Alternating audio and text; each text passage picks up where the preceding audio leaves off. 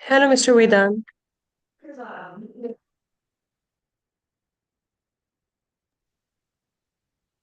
Actually, I just saw another AI note taker from your end. Is that the Firefly's AI? Uh,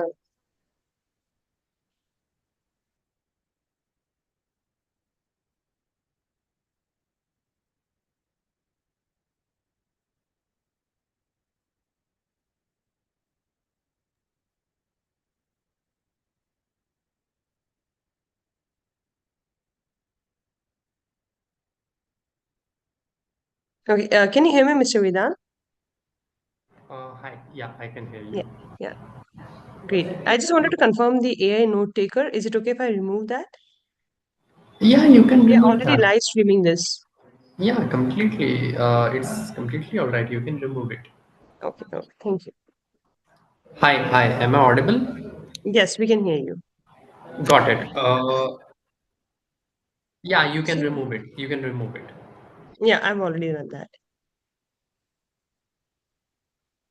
We have two more panelists to join, but as we see, we're already reaching the 10 a.m. slot, and the participant is also there.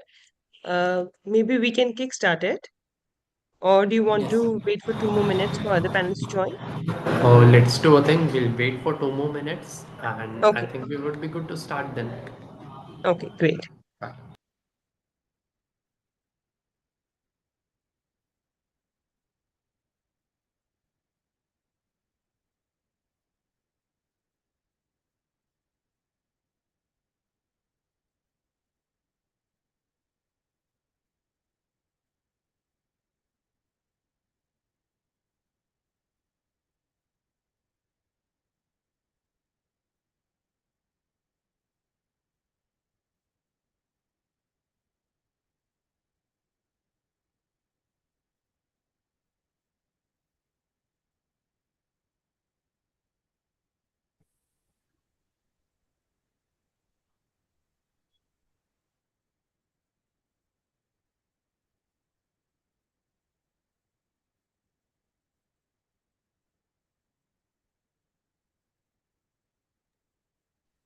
Okay, we have Shivika here as well. I just wanted to check one thing. Shivika, Mr. Ramnath sir, and Vedant sir, is it like do you all have access to the evaluation sheet that I shared last night? If not, we can send it over chat also. And we would just require all of you to, go through the sheet and score the ideas as the participants will present their ideas. Yeah, we have the like I have the access. Yeah. Okay, great.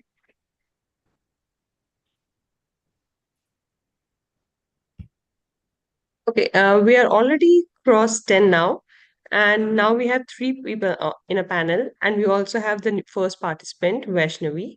So maybe we can start with Vaishnavi. Vaishnavi, if you can just start checking the technicalities, check whether you're able to present the screen, if you are able to use your audios and mics. Sure, Vaidehi. Good morning to the panel. Good morning to Vaidehi and Vaibhav again. Thank you, Vaidehi and Vaibhav, to organize this. I think you can hear me. Let me try to share my screen and do let me know if you're able to see it. Yes, we can see it. Great. Thank you, Vaidehi. Just before you start, the rules stays the same as the last time. You'll have 5 minutes to present your ideas, followed by 5 minutes of questionnaires and feedback from the panelists. Noted. Thank you.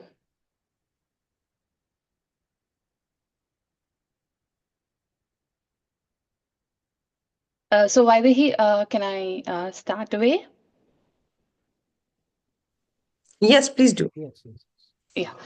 Uh, so I'm Vaishnavi, and I have 10 years of experience in the healthcare industry. I've previously been a CTO, and also a head of engineering for 2 health tech startup prior to this.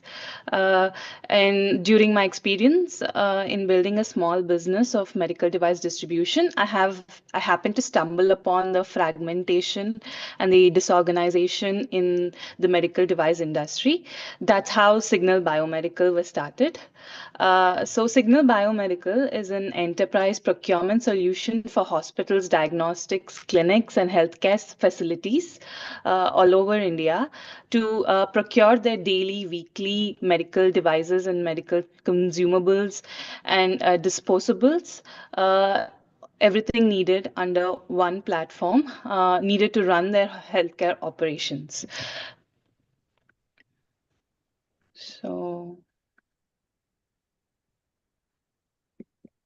So we are a B2B procurement platform, like I said, and a hospital or a healthcare facility gets a business account to procure all their medical supplies, to do therapy, to do diagnosis, to do surgical procedures and OPDs. So our mission is to organize a $12 billion medical device industry, which is highly fragmented by various local distributors and vendors all over India. As 70% of the medical device industry is imported, we want to be the tech-based platform that organizes this, that gives all healthcare facilities an all-in-one B2B supply solution. We're also an ambitious team of 20, passionate about healthcare, and we have an ambition to backward integrate into production of various innovative medical devices, after first solving for supply and distribution. So the problem we have seen in the market was that lots of hospitals and healthcare facilities have to depend upon 20 to 50 to 200 different distributors and vendors, as the entire hospital supply chain is extremely fragmented. This leads to high procurement costs, unreliable supply times, highly fragmented invoices, procurement operations, and management of procurement finance. Post-equipment maintenance and service is also a huge problem, as the technicalities and the technical expertise needed for service and maintenance of high-cap medical devices is lacked by local distributors.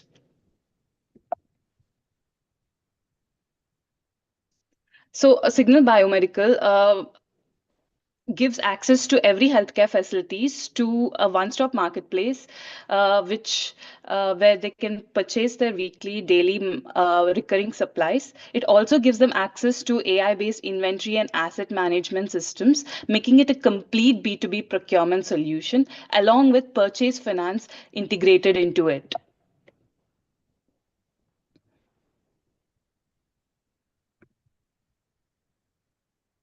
So the market size is that we are targeting all healthcare facilities, corporate hospitals, dental clinics, general clinics, tier 2, tier 3 hospitals, private practices.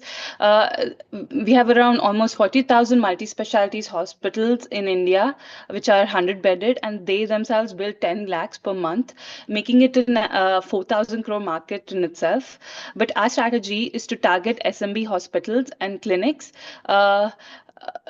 get enough traction to go back to manufacturers and get supply chain financing inbuilt into our system, so that we can supply to high cap hospitals. So our total addressable market is $12 billion, which is poised to rise to $50 billion as the medtech industry grows at a CAGR rate of higher than 20%. So why now? Because a lot of hospitals are seeing PE worldwide investment and interest to digitize their operations. And we think we are at the right time to to help the next generation of hospitals and clinics to digitize their end-to-end operations, starting with procurement. So how we are different is we are a localized distributor, tech-enabled, and most competitors of ours are taking an e-commerce strategy, and we want to differentiate ourselves by being a trusted local player first, be profitable in one territory, and then scale pan-India through a hub-and-spoke supply chain model. Vaishnavi, if you So can now take time to quickly wrap this up. yes. So our growth is that we have incurred 50 lakhs revenue till date. We are making 10 lakhs MRR with a 2 lakhs profit per month. We do around 140 orders per month, and we have around 110 business accounts procuring through us. We have our Q2 to Q3 where we were making only 10 lakhs previous quarter. We have risen to 25 lakhs this quarter, and these are some of our clients. We're growing at 80% quarterly rate, and our GTM is that we want to start with dental procurement platform as a category, expand to various other categories, and go category by category. We're raising a 1.5 million to acquire 400 different accounts. And you see, I'll also share how our demo looks like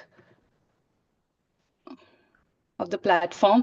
So a given clinic gets access to such a procurement platform where they can discover everything they need in one go, and they can manage their finances, their inventory, and their procurement analytics through such a dashboard. Thank you. I'm happy to take questions now. Thank you, Vaishnavi. Over to our panelists.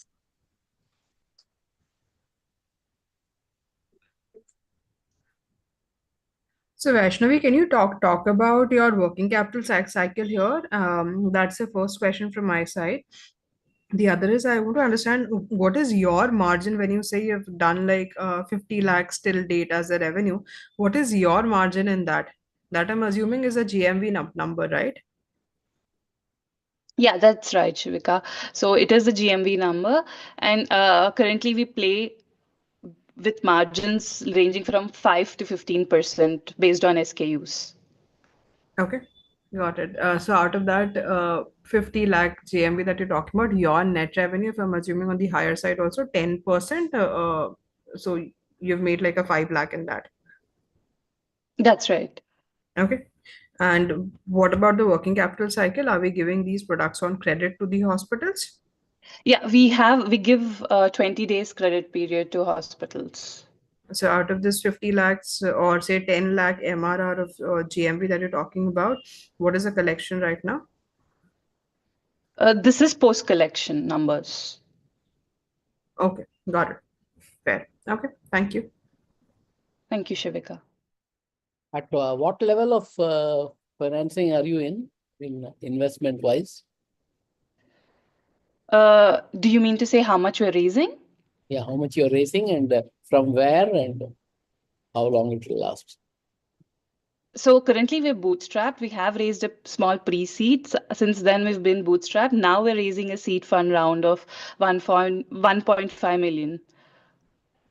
Have you found the investor? Yes, we're in the last round of finalizing some talks, but we're happy to kickstart some more talks.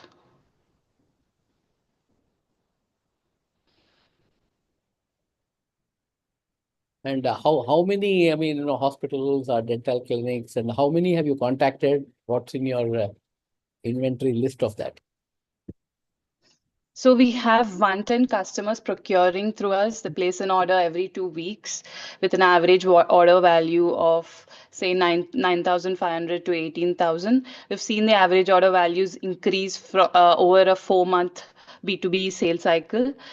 We typically supply consumables, disposable surgical instruments to 30 to 43 hospitals. The others are all dental clinics where we supply dental equipment, dental chair, X-ray units. We also supply recurring consumables and disposables for dental clinics where they procure restorative cements, EDTA, liquids, and lots of aligners and restoratives. And what will be your logistics in terms of, I mean, where are you going to procure you are not making it, right? You are procuring it and going to sell it to these hospitals and clinics, right? That's right. So we procure from local stockists, CNFs, manufacturers based on the SKUs. So we have 50 different vendors onboarded for our territory currently that we are focused on, and we have our own delivery team picking up and delivering. This is important because to achieve better delivery times, hospitals and clinics demand for delivery times under 48 hours, which we have been which we have been successfully reaching. Which is the area you're operating in now, and how do you expect to expand? So we're operating in Hyderabad because currently our sales and operations team is based out of this, but we have launched operations in tier 2, tier 3 cities for dental, and this being Karimnagar, Siddipet, Vijayawada, AP and Telangana, 3 cities, major cities that we are focusing on as tier 2, and Hyderabad being the 4th one. And your other question, sorry, Mani, was? No, I said, how do you, I mean, of course, I asked, are you going to expand to other areas other than, Hyderabad and Telangana? And how do you We expect to are do that? expanding. We've launched operations only in December in the other 3 tier 2 cities. Okay. That's it from my side. Thank you, Mani. Ashnavi, a quick question. Are you looking for some sort of strategic partnerships with some hospitals, to get some greater validation, or maybe with some pharma chains? Yeah, I'd be happy to welcome that, Vedant, but it is that we are focused on SMB hospitals and they have been procuring through us, and we are it's the medical device companies that come to us to retail their devices with us. So it's been a pull rather than a push. So we have been successfully gaining interest from various manufacturers, importers to retail with us and distribute in Telangana and AP all their SKUs. Got it. So that's a part of, say, your inbound deals, right? Yes, correct. Got it. So if a split were to be given, what's the reach out from your team? I mean, you must be having a business development team. What's the number that's been tracked by them, and what's the inbound interest? Could you share a little about that? So we started only with 5 vendors. Now we have almost 50 vendors onboarded. Out of that, uh, 15 were inbound interests. The rest were the supply chain development that happens monthly. We always try to onboard at least 5 new vendors every month. And these vendors only entertain us once there's a huge order.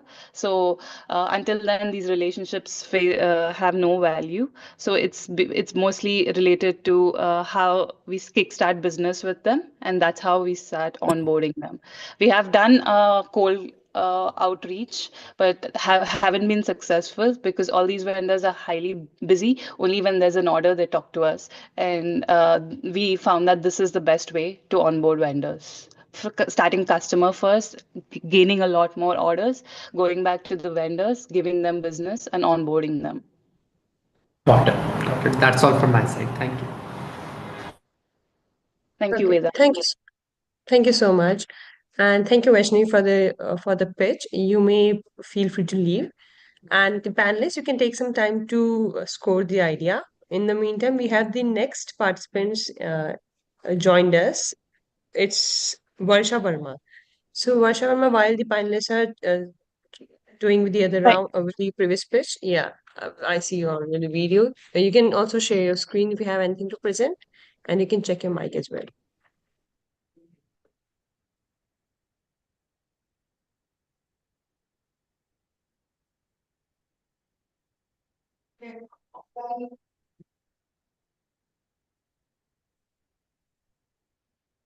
And we also have another panelist join us, Tanisha. So now we have four panelists. You'll be presenting to all the four of them. And should we start if we are done with the scoring panelists? Yeah. Okay, great. Varsha, you can start. Okay. Good morning, everyone. First of all, thank you for acknowledging our idea. This is Varsha Verma from Atom ESG, leading this initiative as managing director. And with me, there is Nisha Verma and Sanjeev Arora, who are our technical experts. Okay, before we start, I want to share a perspective that highlights 7 billion people are impacting the planet, but only a few are taking action to reverse it. We are developing a solution that makes it easy for individuals and businesses to make meaningful contribution, no matter how small the step is. The question is, will you be a part of the solution? Then join us in turning climate impact into a positive change. Let's create a sustainable future together. As we know, carbon market is growing rapidly. We provide a digital marketplace where climate project developers and the individual contributors collaborate to tackle the issue of climate change through carbon offset. Basically, a carbon offset helps balance your CO2 emissions by financially supporting projects that reduce or remove pollution. So this is how our platform is going to look alike. This first image shows carbon credits portfolio in which all our projects will be listed like Red Plus, Wind and Solar and many more. And the second image will be the product details. And the third will be like order will be placed successfully. Coming to the process flow, in this, seller will be listing the project with the ask price, and the buyer will buy the required quantity from the preferred projects. Once the payment is done, transaction will be confirmed, and corresponding offsets can be delivered to the buyers. If I talk about the security protocols, it will be encryption standards like SSL or TLS, or a multi-factor authentication and firewall. If I talk about go-to-market, today total offset market is $100 billion, and our addressable market size will be $4 billion with an increase rate of 35% annually. What is a plus point we have is we already have existing clients with us in which we will migrate them immediately on our platform, ensuring early liquidity and adoption. There are few operators in this marketplace, such as CTX, Expensive, ACX, etc. But they are unable to transition majority of offline trade to online trades. And they're also facing issues like opaque market, quality issues, difficult to use interface. They are focusing on large corporates, there are high entry barriers. Overcome these problems, we are coming up with a solution and which are also our unique strengths like listing and spot due diligence process. In this, we will make sure all the projects are listed, are authentically verified and authenticate actually. And the user rating, in this, we will make sure the buyer and the user are giving the feedback, whether it's negative or positive about the credits, so that other users, so that it will be useful for other users and it will make reliability actually. And AI-based offsetting advisory, it will recommend the AI will recommend the best carbon projects to the users according to their needs and the preferences. In price analytics, we will make sure we give them the better information about the prices so that they can make a better decision. Educational tool, in this we will make a small videos so that means small videos like how they can use the platform, and also we will upload the videos of the market trends going on related to carbon and the climate. User-friendly platform. In this, we will make sure our app is also mobile-based, and we will also add local languages to make comfortable for the users and the other. In case of promotion of key contributors, we will promote our achievers on the platform as an environment hero, means who will buy the most credits. We will display their name on the platform or the events which we will organize. If I talk about our team, my team is having 20 years of collective experience in global MNCs like energy sector, finance, IT, and sustainability. My team is also having 5 years of combined expertise in carbon offsetting and sustainability. We also have an in-house expertise in power apps and platform development. If I talk about our revenue stream, there are two plans basically. One is basic and second is premium. In basic plan, there will be no listing fees for the projects for both the buyers and the seller. There will be only transaction fee that is 2%, means a low margins and high volume. Second is our premium model, in which we will suggest the pricing for the buyers and the sellers based on market trends, which in that there will be a listing fees that is 1%, and there will be a 5% transaction fee on successful transaction. We also have a future plans like AI-based offsetting advisory, in which we will help corporates find the right carbon offsetting projects based on AI-driven recommendation. We will have data insights for stakeholders. We will also advertise their eco-friendly products to stakeholders and the corporates. Varsha, I would like request you to now wrap this up. Sorry, ma'am. If you can wrap up now, your time's up. Yeah. Okay. This is like last slide. Yeah, sure. Our asking is 3 crore, in which capex will be 2 crore and opex will be 1 crore. In total, there will be 3 crore in the first year, and our expenses are expected to increase by 15% annually, and our payback period will be 3 years. For example, like first year sales target will be 30 lakh offsets. From our basic plan, our revenue will be 1.23 crore, and from premium model it will be 60 lakh, and from other streams it will be 20 lakhs. So 2 crore in the first year with an increase of 35% annually. So this is how our payback period will be in 3 years. Yeah, thank you. Thank you, Varsha. Over to the panelists now.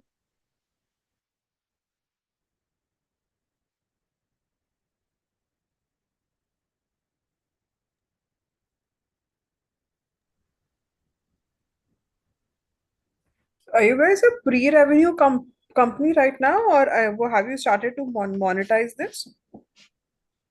For this project, ma'am, not yet, but we are already working, or we already have a consulting firm for these kind of projects. What is going to be the revenue model? It is like already I have said there are two plans for this basic plan and premium model. In first, there will be actually no listing fees for their projects on the platform, and there will be only जो भी trade होगा, in that there will be only a transaction fee that is 2%. And in second, we will actually suggest the pricing for buyers and sellers. For that, we will cost 1% of listing their projects on the platform, and 5% will be a transaction fee. Okay. Yeah. What will be the typical size of a transaction? Nisha ma'am, are you there? Hello. Yes. So let me take this question, ma'am. So, sir, this depends. So, if we have a buyer who is, which is a small business or MSME, so typically their mission per year is close to 2,000 to 20,000. It can range between 2 to 20,000. But if we come to individual, if they want to offset their emission, then for per individual, it comes close to 2 ton of carbon dioxide emission per year. So it depends who our customer is.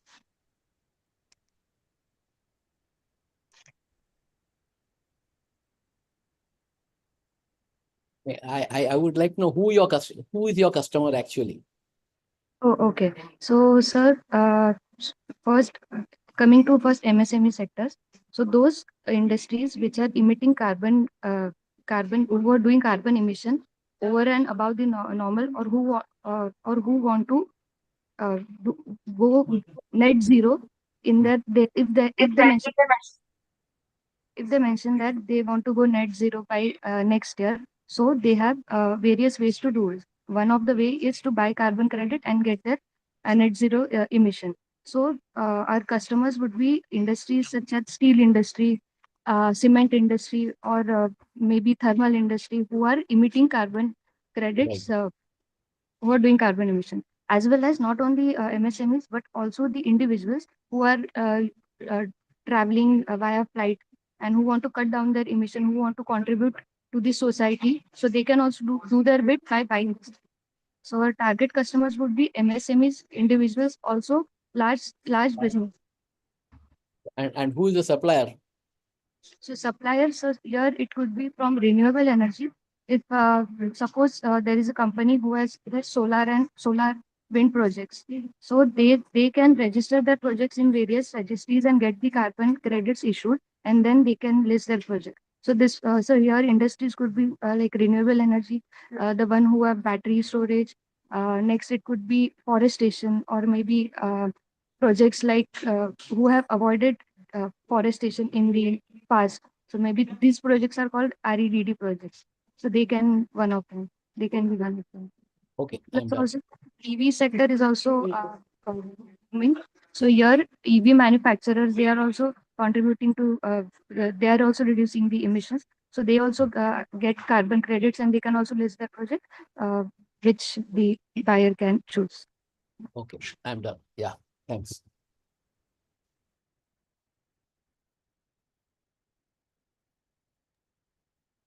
Would you explain the difference between basic and premium in the sense why will someone opt for premium when they see that there is no listing fee and less transaction fee in the basic plan? Yes, ma'am. So, ma'am, for basic, just Varsha ma'am mentioned that there would be only a transaction fee. But in premium model, we would be providing price analytics. So here, if a project owner, if he wants to list his project on the platform, so he wants to come up with the optimum price at what price his credits would be trading. So this information we will give him via price analytics. Basically, we will evaluate his project, the vintage of the credit, the quality of the credit, and then we will also give him historical data. Based on historical data, we'll give him a price range which he can choose to list. So this is advantage. This will be advantage for the premium users. And also when this data is not readily available, the trade price, it is not readily available on internet. So this is something that which the project owner would be happy to get from us. So that is why the premium model has higher transaction fee. Are you already funded or you are looking for funds? So yet we have funds raised internally. This is our actually first round of fundraising. So till now we were able to raise funds internally.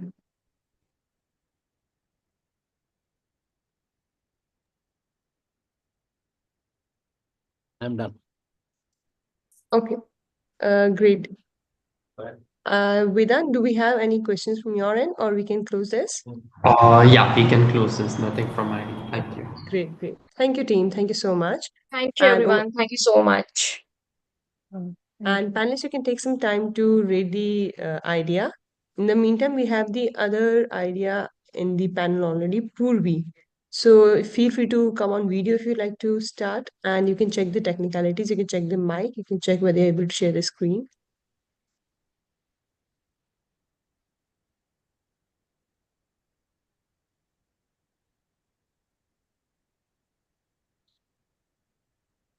Can we leave?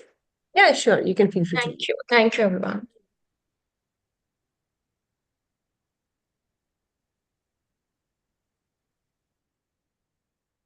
Yes, we can see your screen. And can we start it now, sir? Yeah.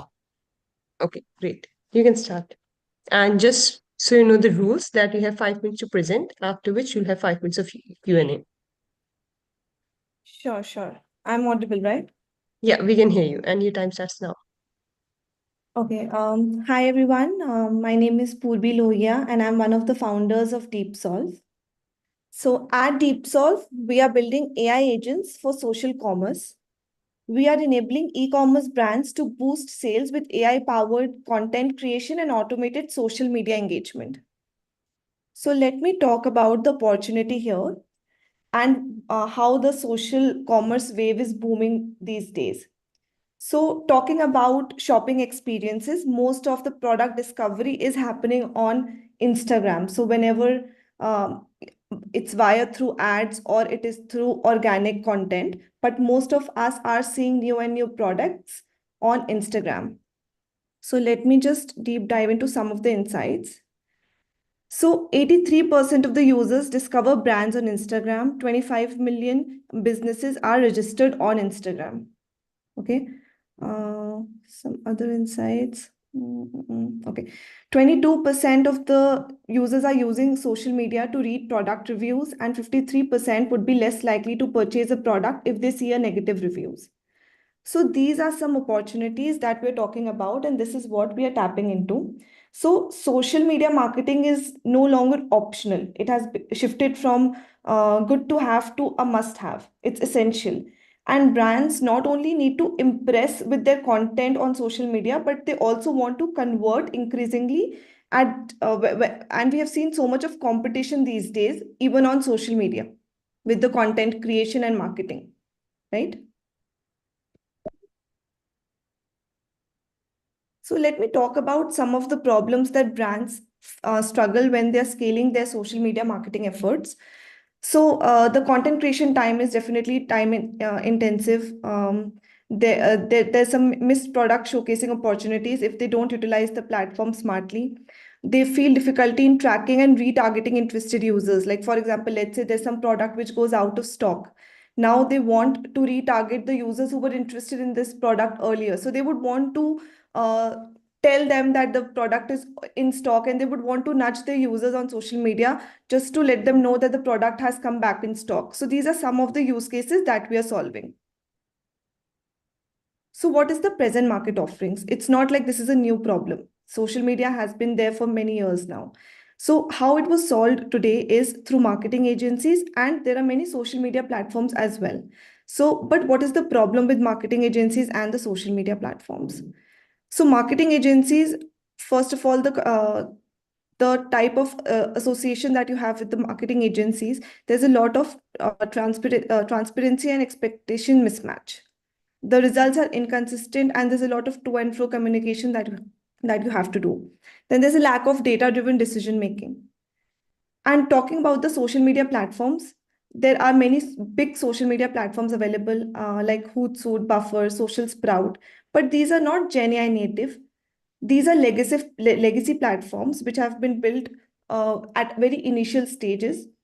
They are lacking the content analytics, and they're merely management platforms which will help you to manage your content, or let's say schedule your content.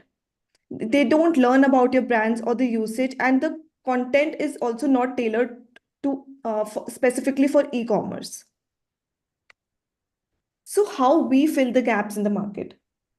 So while marketplaces like Meta or TikTok, they are providing a platform for the brands to showcase, but we are enabling brands to use these platforms effectively to drive sales. How? Introducing DeepSolv's AI agents for social commerce. Our AI agents helps to create compelling content, gain insights by analyzing the competitors and its contents, and drive meaningful audience engagement with the power of AI agents. So these are the 4 agents that we are building. One is the content strategy agent, which is basically exploring all the trends and the virality on the social media and doing competitor content analysis. Then it will basically give you the winning content. Then based on the winning content insights, basically the content creation agent will create the content like scripts, copies, and also assets. For example, which product should be pushed to this content and how should it be pushed. Then comes, once you have pushed the content on social media, comes customer interactions. So whoever is engaging with the content on social media, let's say through comments or DMs, those will be automatically handled through automated replies and DMs. We are also using this agent for lead generation and retargeting users. Fourth comes the analytics and insights. Just a reminder that you can start wrapping up now. Okay. Got a first date coming up. Bar. I would just like to show a quick demo. We help you pick the perfect outfit. Another bar. Back to the beat. So both of this content has been created entirely through AI without any manual intervention. And one last thing I would like to show. So this is one of the pages which is live, and let's say I ask for the link. And this is the platform which is live for few clients. So whatever comment we have done, that comes over here and it will be automatically handled. So it has gone to replied state now, and I would have received a message here that, hi, the product you're inquiring about is this, the price is this. So this is how we're handling automation. So some demo, I just wanted to give you a sneak peek of the demo.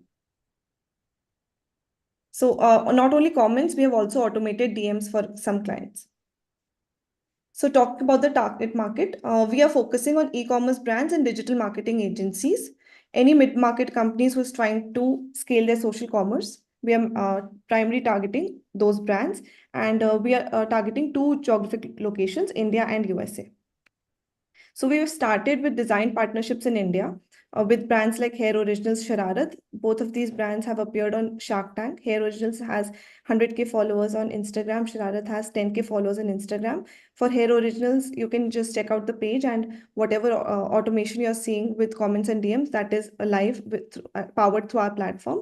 For Shararat, the last 90 days of content has been created by us. So you can check out that also. And we have also started partnership with Neo this month. Talking about the competition. Purvi, I think it's already 7 minutes. We can move to the panelists now. And the remaining slides you can cover in case any questions comes up. Sure, sure. Okay, over to the panelists now. Yeah, I think that was part of the next slide, but can you talk about a revenue model here? Do you guys yourself work like an agency, like for the 3 clients that you mentioned? You work like an agency for them, or are you working like a SaaS product? So we are working like a SaaS product, but we have started design partnerships with them. So 3 months back, from the last 3 months, we have been working closely with these brands, and we have built with these brands. But for Hair Originals, the entire workflow is now through platform. Like there's no manual intervention or anything. Everything has been through platform. For Shararat, we started like few parts are platformized, and we are moving towards making the 100% platform. So we have not launched this content creation product yet, but the comment and DM engagement module has been launched. So the solution slide that you showed, where you're talking about the identifying the trends and creating the content, or if you can just go back to that slide, out of that, which all parts are ready right now? So customer interactions is live, content strategy is partially live, and content creation is also partially live. But first, we are going to release content strategy, where we are doing trends exploration and competitive analysis. Then we'll be like working more towards content creation automations.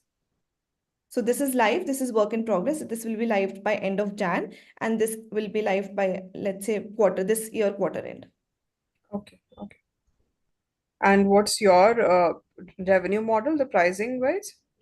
What do we charge?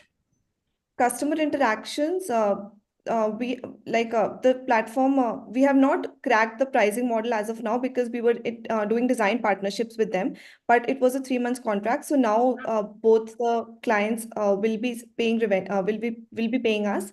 So we are yet still discovering what will be the ideal pricing model.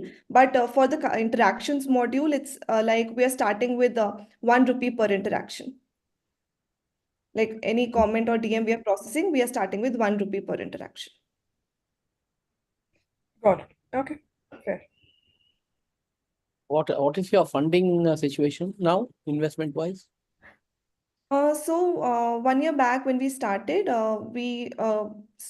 before this also we were doing a startup. My co-founder was the co-founder in that startup. So the same investors had given us a pre-seed amount just to give a help us start this. So now this month we are starting in raising an angel round on angel list. So have you got any promises or funds already? Yeah. So we are planning to raise 300K, and we have soft commitments of 100K already.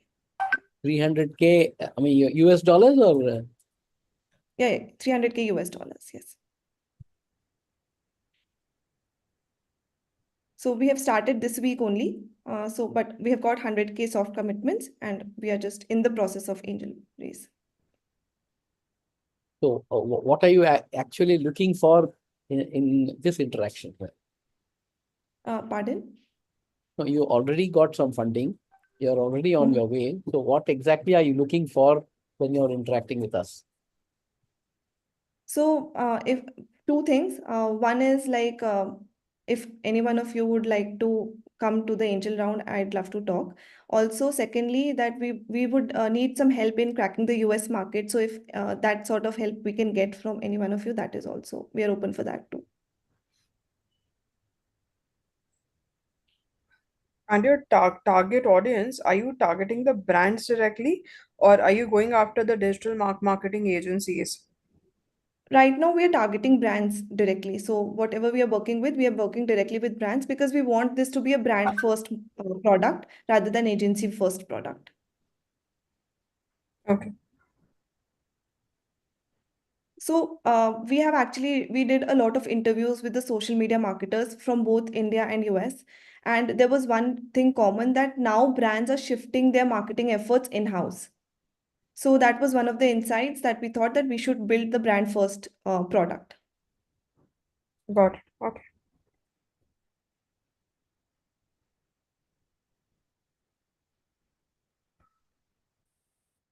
Over to Tanisha and Vedant. Do we have any follow-up questions? No, actually, Purvi, Hair Originals is a portco, so sounds pretty interesting. But yeah, Thank nothing from my side. I think you have covered pretty much everything in the presentation. Thank you so much. Purvi, could you repeat again who is the brain behind this idea and what is your team look like? Sure. So we are two founders. So both of us have with some has been a 1 year journey, and we were building something else for D2C brands. Then we pivoted to this idea after a lot of interviews and talking to the brands directly. So I would say that both of us have researched a lot to reach to this problem statement. Also, I am the CTO and I take care of tech and product in this. And my co-founder Sajid, he's the CEO and he takes care of sales and business. And we have 2 to 3 people who have joined us for some development efforts and some interns. Thank you. Okay. Thank you so much. Thank you, Purvi, for the pitch. Over to the panelists. You can then score the idea accordingly. And in the meantime, we have another idea already in the panel, Simran. So, Simran, you can feel free to come on video if you like. You can check the technical, whether it is the audio is working, the mic is working, whether you're able to share the screen or not. I can drop now, right? Yes, yes, sure. Please feel free to. Thank you. Okay, thank you. Thanks, everyone.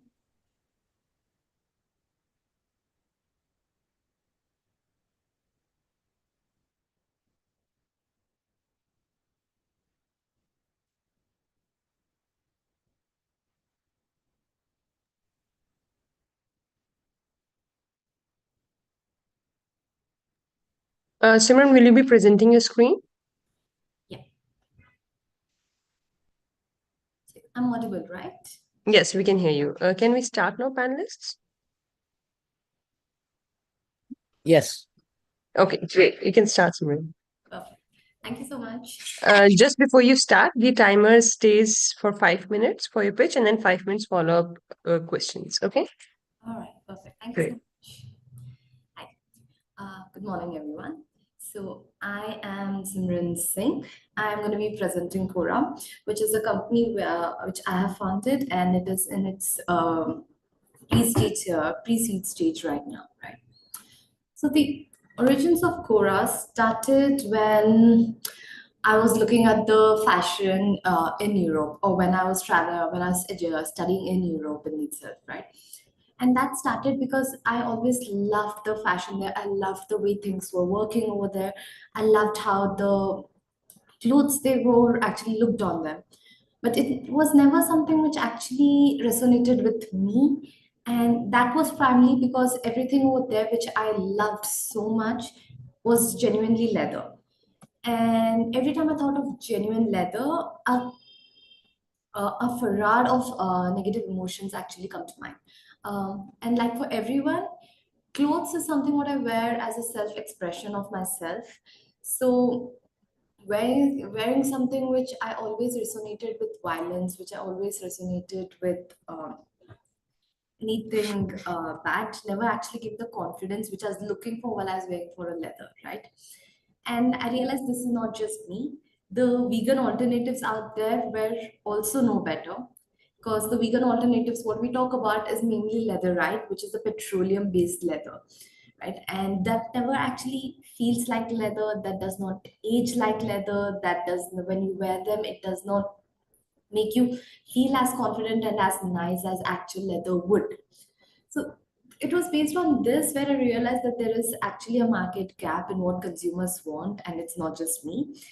That we want something which actually makes us, which looks like leather, which feels like leather, which is pretty much leather, but which does not have the violence which is associated with leather, which is sustainable, which has a clean supply chain, right?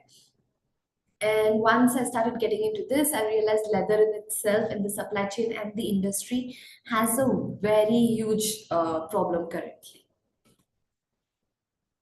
When I speak about consumers, everyone I spoke to, and this is not just about from my experience, but pretty much anyone who I spoke to regarding what is it that they look for when they're making leather, everyone has kind of different emotions, but these were the three categories which we could put them in. One is either they are trying to look confident, or the timelessness which comes with it, or it's the rebel nature, the edgy, the rustic look which comes, right? Or the classy, like I said, the timelessness which comes with it. So when this is what we are looking for, but there is nothing out there which is giving you all this feeling, but without the violence. It's from there where I thought of creating Mycora. Now, what's Mycora? Mycora is this entire plant-based leather. It is made out of mycelium and agricultural waste, right? So since it is plant-based, it has no violence attached to it. It has a very sustainable and eco-friendly supply chain. It is biodegradable, and it is completely cruelty-free. There are other plant-based leather out there in the market, but why is Mycora better? Mycora is going to be better because since it's going to be mushroom, it has a much easier supply chain. For instance, if you're making leather out of cactus or pineapple waste or banana fibers, which are the other plant-based leathers out there, it takes them, you have got to wait for the entire crop to go for it to get harvested, and then you then you take the byproducts of it to actually process it. So there's a seasonal dependency on it. There's a longer time frame. But when you're talking about my mushrooms, they take about 2 to 3 weeks to grow. And in that way, we are able to have a much more control over our supply chain and have it and have our raw materials very much quicker. And for growing mushrooms and for growing the mycelium which is required, we also reuse agricultural waste to grow it. So it's in fact helping and creating a more of a circular economy. So so no doubt Mycora is going to be better than the leather, right? And leather there, but it's also going to be better than the other plant-based leathers. Now, how is actually the market landscape? Everything what I spoke to you about till now about the feeling of leather is something from a very much end consumer perspective. But how exactly is the entire supply chain working out? Leather honestly is in serious trouble as of currently. On one side, we have the supply chain where it goes all over the place for the leather to get processed. And as consumers are becoming more aware, as the regulations are becoming more stricter, the brands are not able to track down where they are actually sourcing their hides from. And as you can imagine, that's creating a huge problem in today's environment where sustainability and sourcing of it has become pretty much a hot deal for the brands to take care of. The environmental regulations are also cracking down on it. I can give you one example where Kanpur, which was our leading producers of leather, now runs only at 25% of its total capacity because of the environmental regulations which are being placed on it. So clearly, the tanning industry is under high scrutiny. Finally, Simran, just a quick reminder on wrapping it up now. Your time's already up, so you can start wrapping in like 30 seconds. Sure. So the consumers are also much aware. Now, when we talk about the market size, there's a very huge market for the vegan-based leather, and I'm not even talking about the entire leather. And this is just the leatherite market which I have put down here. When I think about our revenue potential, even very quick here, at a very simple maths, I have done a bottoms up math where I just figured out how much leather that, by selling about 16,000 meters per month, we're able to generate about a 50 CR revenue within 3 years. And the competitors out there, there's a clear first mover's advantage currently in this space because there are only about 4 to 5 companies out there which is working in the plant-based leather space in India, and none of them use mushroom. And even globally, there's a very few companies, and combined, they have an extremely negligible market share. The only major player in the market is leatherite, and plant-based leather has way clear advantages over leatherite. Right? And so currently, like I said, we are in a prototyping phase. So we are looking for seed funding, we're looking for mentorship, and we are also looking for incubation supports. Okay, great. Thank you so much, Simran. Over to the panelist. Hi, Simran. Simran, could you share a little more about your numbers and how's the fundraise going? What's the quantum? Any commitments, say some sort of investors that might be interested currently? Sure. So currently, according to our calculations, we have about 70 lakhs what we need for prototyping and for manufacturing setup within a year. In this, we have a pipeline for we have about 15, which is 15 lakhs in commitment, ready to come about in the next 1 month or 2 months as we're setting up. We have another 20 lakhs in pipeline of through grants, which at least 80% we are certain will come in. So as of now, it's about 35 lakhs that we have been able to sort out. How are you going to procure? Carry on, sorry. No worries. Yeah, and sorry, I think I missed it. I'll take it up in the end. Okay. Now, how do you have to procure mushrooms for this? So I am for the entire supply chain, at least for the prototyping, we have been growing it ourselves. But the idea here is, I'm speaking to a few people who are already doing the mushroom production, who have a very huge, who are expertise in the fungi, right? So I'm going to ask them for, so we don't use mushrooms, we are going to be using mycelium, which is the root structures of the mushrooms. So I'm in touch with them to actually help have them grow the mycelium for us and take it from them. So that's how the supply chain would work. Because mushrooms, as it is in demand for other uses like food, etc. Therefore, how are you going to and as you rightly said, it's limited production. Therefore, how do you actually get your raw material? So the mushrooms that we are talking about, we don't use the mushrooms. We use the root structures. Everything what we are consuming is the mushroom, the fruit, right? Mycelium is the root structure of it. I can just show you one. Well, what do they do now for those, those, do they waste it or what do they do?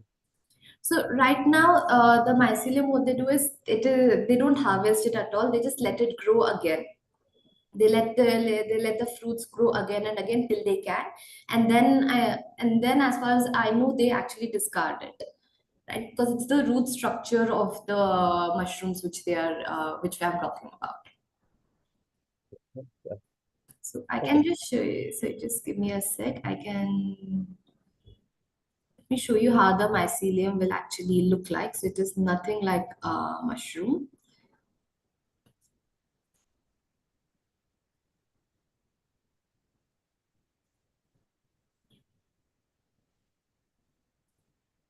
So this tiny thing that we are actually seeing, that's the mycelium. And this is what we take, and this is after drying out the mycelium, where it has a very leathery structure to it. So it's based on this that we say that we'll be processing this through wedge tanning and take that forward. My screen is visible, right? Yeah, I can see. Thank you. Thanks a lot.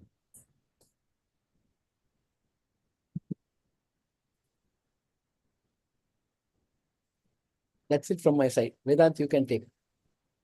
Right, thank you. Simran, could you also share a little on the production side and some sort of clients that you might be looking to work with, maybe some partnerships that are already in place? Sure.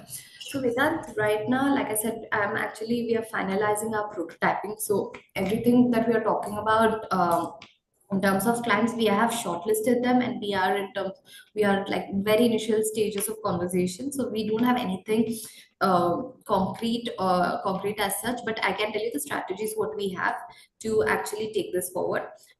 First, in the first 6 months, we are targeting mainly the apparel industry and the fashion industry, mainly because the numbers what I showed you, which were working, right, which we were aiming for at least producing about 5,000 meters a month. Each that would easily be required by the apparel industry in a month to at least produce about, like, say, 100 jackets. So we are mainly targeting them, at least for now, and we are hoping that we will get something concrete set in about the next 4 months, and that we can start our production by May or June.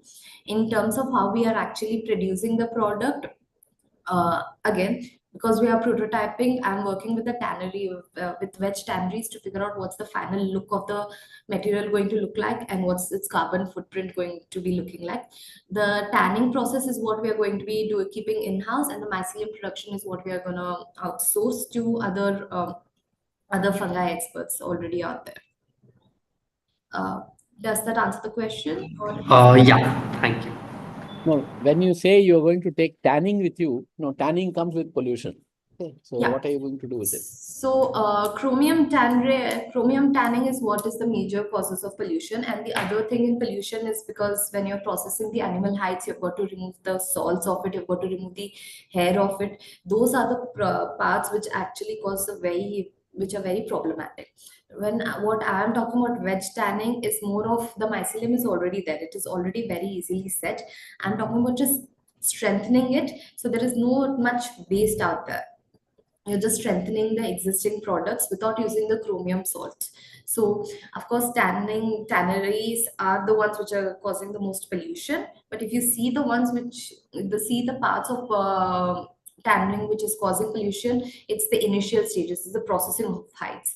What I am talking about is the polishing of the mycelium. It's the polishing of the hide stage, which is not as problematic as the processing of hides. Okay. Okay, That's it from my side. Yeah. are there any other questions from Tanisha or Shivika? No. Okay, great. So maybe we can move to the next idea. Thank you so much, Simran. Thank In the you. meantime, panelists, you can score the ideas. And we have Priya with us. Priya, you can feel free to come on video. If you have any slides which you would like to present, you can check whether you're able to share it. You can check your mic as well. And we Hello. also have, yeah. Sorry, I have to leave now. Yes. So no, I will of course fill it up and leave. Okay. Yes, of course, of course. Thank you. Thank you so much, sir. And we have Gunika, another panelist who have joined us. So Priya, you'll be presenting to all of these now. Hi, everyone. Good to be over here. Please carry on. Thank you so much, Gunika. Thank you for joining it. And we can, panelists, can we start now? Yes. Okay, great. So maybe Priya, you can start presenting. The rule applies for you as well. You'll have 5 minutes to present, 5 minutes followed for the follow-up questions and feedback. Okay. Good morning, everyone. I am Priya. I hope my screen is visible to everyone. Yes, we can see it. Okay. I'm Priya. I'm representing Rawana, which is simplifying logistics. So for Rawana is basically a company which is into logistics. As the tagline says, our vision is becoming a trusted leader in simplifying freight management across the globe. And the mission that we are going to follow is provide transportation solutions through technology-driven innovations, empowering business and fleet owners with real-time visibility and optimized operations, which means we are going to support the logistics, we are going to perform the logistics with our technology-driven website that we have, our business and fleet owners that we have a strong connection over 100% transporters and a real-time visibility, the GPS tracking system that we have, and on-ground operations hold that we currently have. The problem statement here is bifurcated into three parts, which is the problems faced by the companies, the problem faced by the transporters, and the problem faced by the fleet owners. So the companies have a problem of uncertain demand. Sometimes there are a lot of demands, and sometimes there is absolutely zero demand. So we as Rawana stand here to provide them transportation system. Whenever there is a demand, either we have our own fleet of vehicles, either we provide our vehicle to them, or we arrange the vehicle for them from the market to provide them this uncertain demand to cater it. Next is the tracking visibility. Again, the company that logs in our website can track, have a problem. First of all, they have a problem that they don't know where their goods are going, how the data is flowing, how their goods are flowing, how the trucks are going. They don't have that tracking and visibility which we provide in our website. The third is the reasonable rates.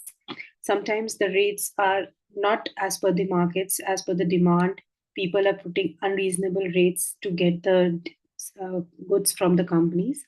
The transporters that face issue, they are the middlemen. They face issue as operational cost, payment delays, and again tracking and visibility. They don't know how their truck is flowing, where the truck is standing, what is the issue going on. So these are the issues faced by the transporters as well. The third is the fleet owners. The ones who are providing it are the fleet efficiency, again tracking and visibility, and the cash flow. The payment delay is one of the major drawback that happens in the transportation industry when there is a middleman involved in this. So why we are solving this problem, why we are into this, why we want to solve this is because the logistics is the economic backbone of almost all the business structures across the globe. Logistics, it stands with almost all the businesses. It has control over all the underlying businesses. The second is the unstructured and fragmented market.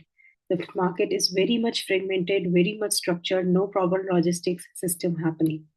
The third is operational heavy, which is difficult to replicate an on-ground operations. We are on the ground. On ground, there are a lot of operations happening, managing the trucks, managing the drivers, managing the goods, managing the routes. These all operations are very heavy. The third is the tech background, the tech-centric background that we hold, opportunity optimized. We are from a technical background. We have developed our website. We have provided multiple systems in our website to solve multiple problems faced by logistics, not only on ground, but also on the technical front. The solutions that we provide is an ecosystem that enables transporters, individuals, and companies to showcase their inventory for sale, rent, lease, and manage it efficiently. They can log into our system and manage their inventories effortlessly. The offline presence of our hubs is to reach load faster with better control over pricing and vehicle attachment, with transparency in pricing for market trucks. This is nothing but we have a control over on-ground operations. We have our hubs, we have our shops where we can go on ground and find the loads and the leads much faster. The integrated system to track of all logistic entities, that is trips, transactions, assets, utilization, while tackling complexity of all stage of vehicle movement and the delivery. We can optimize the route. This I can explain very much further with the technologies that we are using. So we are using fleet management, trip management, lead management, report generation, route optimization, and finance management. I'd like to show you our website. This is the Rawana website that we have. This is the fleet management, this page, in the way we can add the transporters can add their vehicles over here. We have our own vehicles too, and they can see all the details of their vehicles, the payments that have been made to those vehicles, how much fuel has been spent to that vehicles, the expenses, the documents related to that vehicles, and the analytics. And also, if there is any vehicle that is in a moving state, they can track it on the map where exactly their vehicle is standing. This is the fleet management system that we have. Priya, your time is up. If you can now start wrapping up, you'll have 30 more seconds to wrap up your entire pitch. And this is the trip management system. Again, we have it all in our website. Next is the market. The total market is that we can acquire is 382 billion. The projected market that we want to apply is 127, and currently that we can acquire is 1 million. We have 80% utilization of our resources. We have 15 vehicles, and the monthly revenue is 30 lakhs, which is 3.6 CR currently. We have 50 plus trips that we cater. Our competitions, we are our CJ Darts and Ritco. We provide both ad hoc and government contracting as of now. This is our competitive advantage. The experienced leadership that we have is Rakesh Kumar Saxena, who has 35 years experience in government contracting, and Sudhanshu, who is an IIT Guwahati graduate, who has technical expertise and operational expertise to provide us. So these are the competitive advantages that we have. So we give both ad hoc trips and the government contracting. We have a technical background also. So our on-ground operations are currently this, because we are into this business from past 7 years. So that's all that Rawana provides. With the seeking funds, these are the structure in which we can seek funds. We will use it in new vehicle purchase, working capital, operations, sales, and hub setups, which will boost it 3 times. Thank you.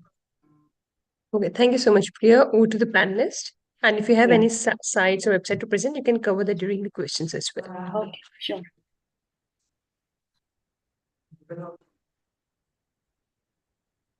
Panelists, we're open to the questions. Maybe I can go first since I joined. Hi, Priya. Good to see you. Very well presented, and good to see that you're an experienced founder.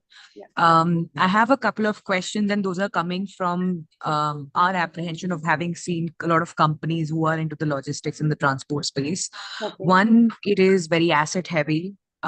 Two, I like the fact that there is a basis of technology and an underlying, for internal governance and management. Is there any way that you can upgrade it to, say, the analytical aspect? I think that could easily be a moat that can help convince investors who are increasingly looking at technology to help scale the operations and provide a better experience to the clients. So one, what is your take on the fact that it is a very asset heavy business? How do you, is there any way that you have thought through? Is there any kind of other workaround? Because you own these vehicles, right? These are your own fleet. How would you address that? And second is, in terms of technology upgradation, what are your thoughts on that? Yeah, asset heavy is like we currently own 15 vehicles, but there are sometimes we cater needs of the business where they need more vehicles and our vehicles are not available. We have contacts with 100 plus logistics that are available in the market, and we have this column here which is lead. If anywhere any lead is generated, we put a vehicle over here, and we can set the distance under which that vehicle is working. There currently is 300. Suppose there is a lead generation, there is a load that is there in Delhi, and we don't have any vehicle available. Then we, in this website, under 300 kilometers, we can search there is a vehicle available. We can go and get that load. So it's not that we are just using our asset. We have contacts to take assets from the market and get commissions from that. I hope that answers the first question for the asset. The second, the technology driven that we have multiple things as of now in our technology, and there are multiple things that we want to do more. So in the finance in the finance section, we currently have our integrated solution to GST portal through Signet, and we are trying to expand it. Secondly, in the PDS, that is the government contracting we do, we have a route optimization here. We have a low level geo routing over here, which is we generate the routes ourselves and we optimize it. This is a kind of a whole system that we have created, which we have to optimize. This is not optimized up to the mark. This is something that we need to finish it off, and this will be a very great helpful when we are doing government contracting routes, where we can get the most of the commission if we are routing it properly. The next that we want to do, of course, enhance on the technical front is the fleet management. We have to give more real-time analytics to it. As of now, we have covered 70-80% of the things that most of the users want, but still there are things like real-time. Whenever a lead comes, we give the link, we generate a public link for them to track where their vehicles are, what is the fuel expense, what is happening to that vehicle. to that person. We give that link to that person to open in the map, and he can real time track it. Yeah. I see that there is potential of you to really harness the technology aspect, and that could be in itself a product that you put out in the market. Yeah. So just a thought, maybe something for the future. And just one final question. Have you raised any investment so far, or has it always been bootstrapped for the last 7 years? We have not raised, unfortunately, any investment so far. It's a self-funded that we are doing. All right. Congratulations. Thanks. Yeah.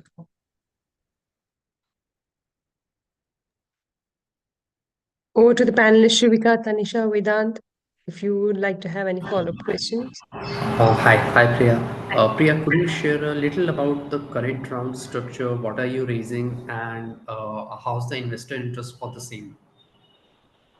Sorry, I can't get you. Can you come again? Hi, am I audible? Yeah, now you're audible. Sure. What's the current round structure? How much are you diluting? And what's the investor interest for the same? I mean, are there any soft commitments or something of that sort? Yeah.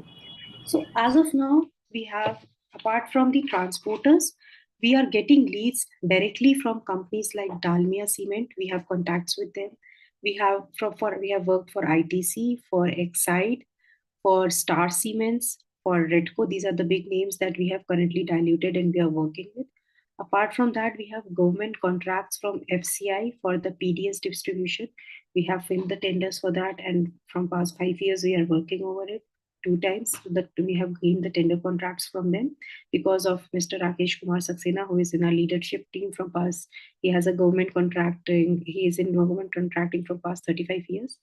So the market that we have as of now is mostly in the UP East, UP North, and mostly from Guwahati, Silchar.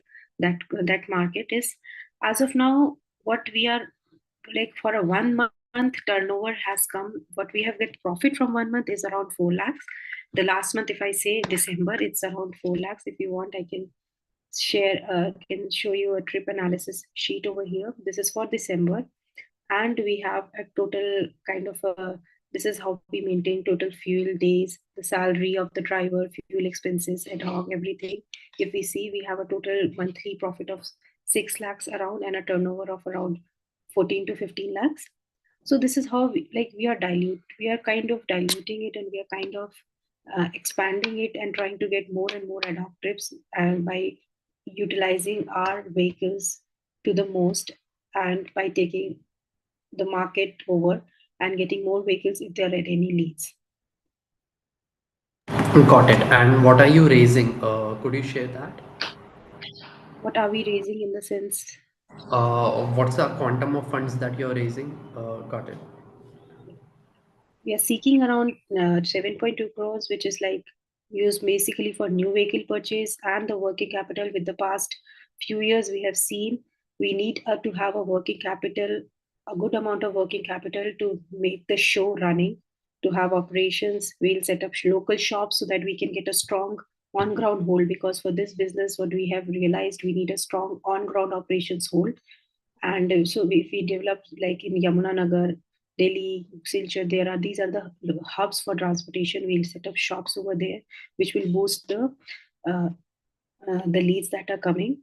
And as of now, we have 80% utilization of our resources most of the time. The transporters that we have are 500 plus. Got it. Thank you, Priya. Okay, great. Thank you so much, Priya. We'll now move to the next idea, and you can feel free to draw. Panelists, you'll have like 30 seconds to score it in the sheets that was provided with you.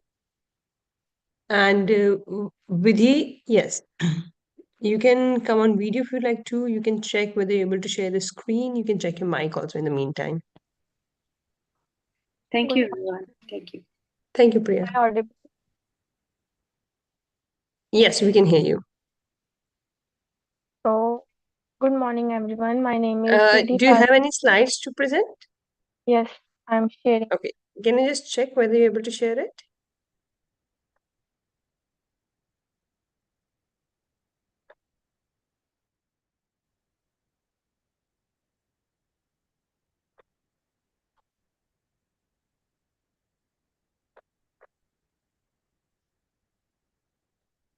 There is a green button at the bottom. You'll see share written on it. You can use that to share the Yeah, screen. I'm doing it.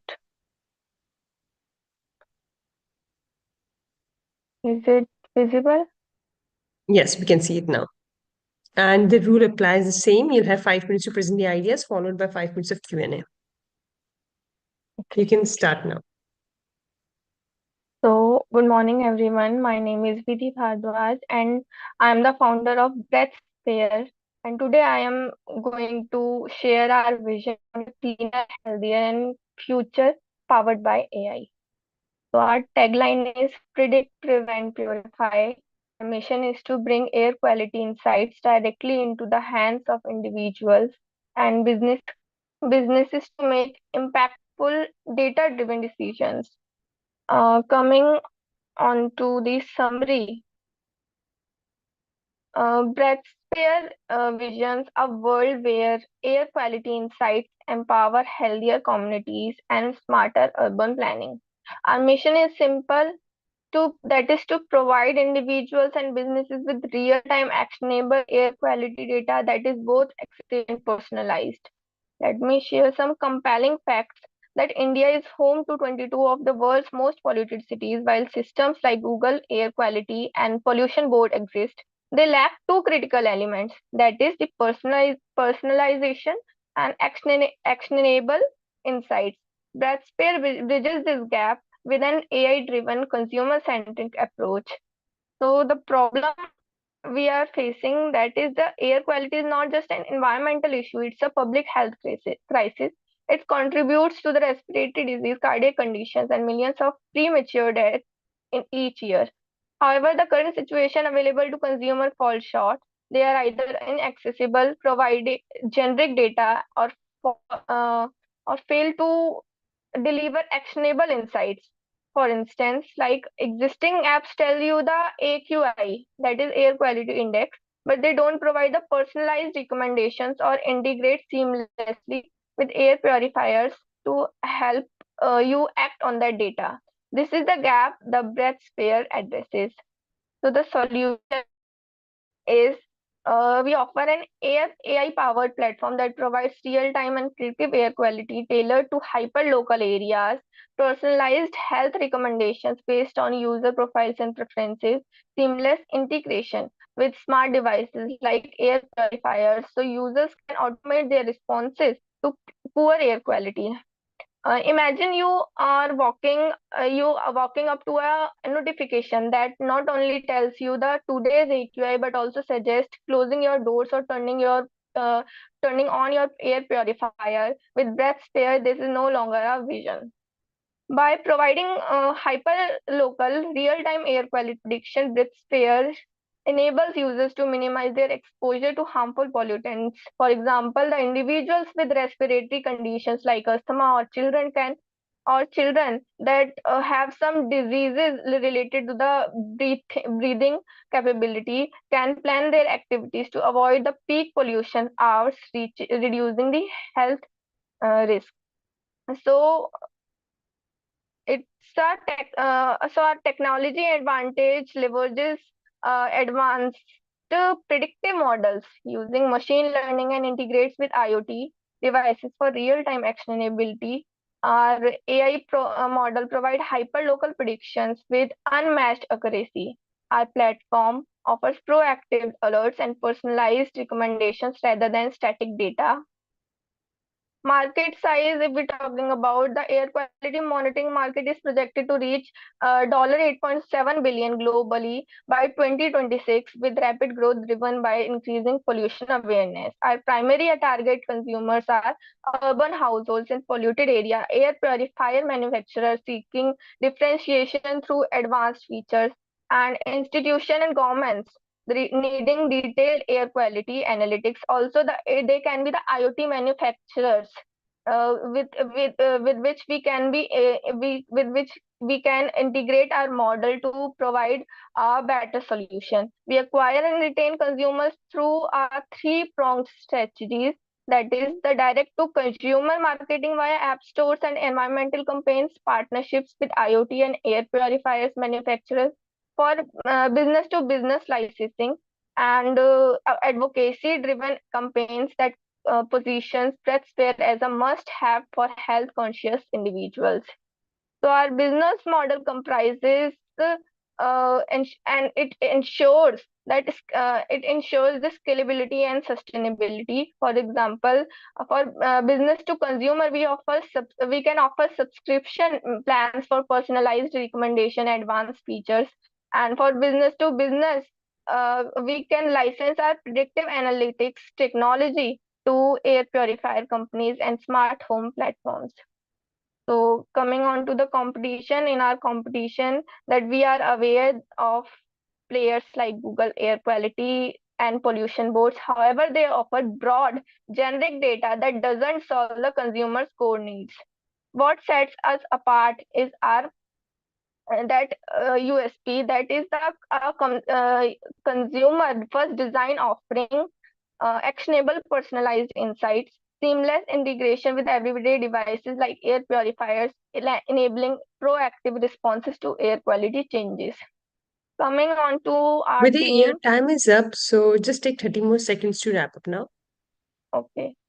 Coming on to the team, my role and responsibility in that is that I lead the technical development and scaling of AI models at AQI Insight and ensuring seamless integration with IoT devices. Our co-founder, who we are currently onboarding, will specialize in market strategies, consumer acquisition, and partnership to accelerate growth. Coming on to the milestone, we have launched. Coming on to the milestone, we can launch a beta version app featuring real-time and predictive air quality monitoring. Financing, we are seeking rupees 1 crore in funding to accelerate our growth. That is allocate the funds in the plan, that 40% for technology development, including AI model enhancement and IoT integration, 35% for the marketing and strategic partnership, 25% for the scaling, operation, and team expansion. So in conclusion, AQI site is our company will not just about monitoring the air quality; it's about enabling healthier lives and smarter decisions. Okay. So thank you so much, Vidhi. Thank you so much. Over to the panelists now.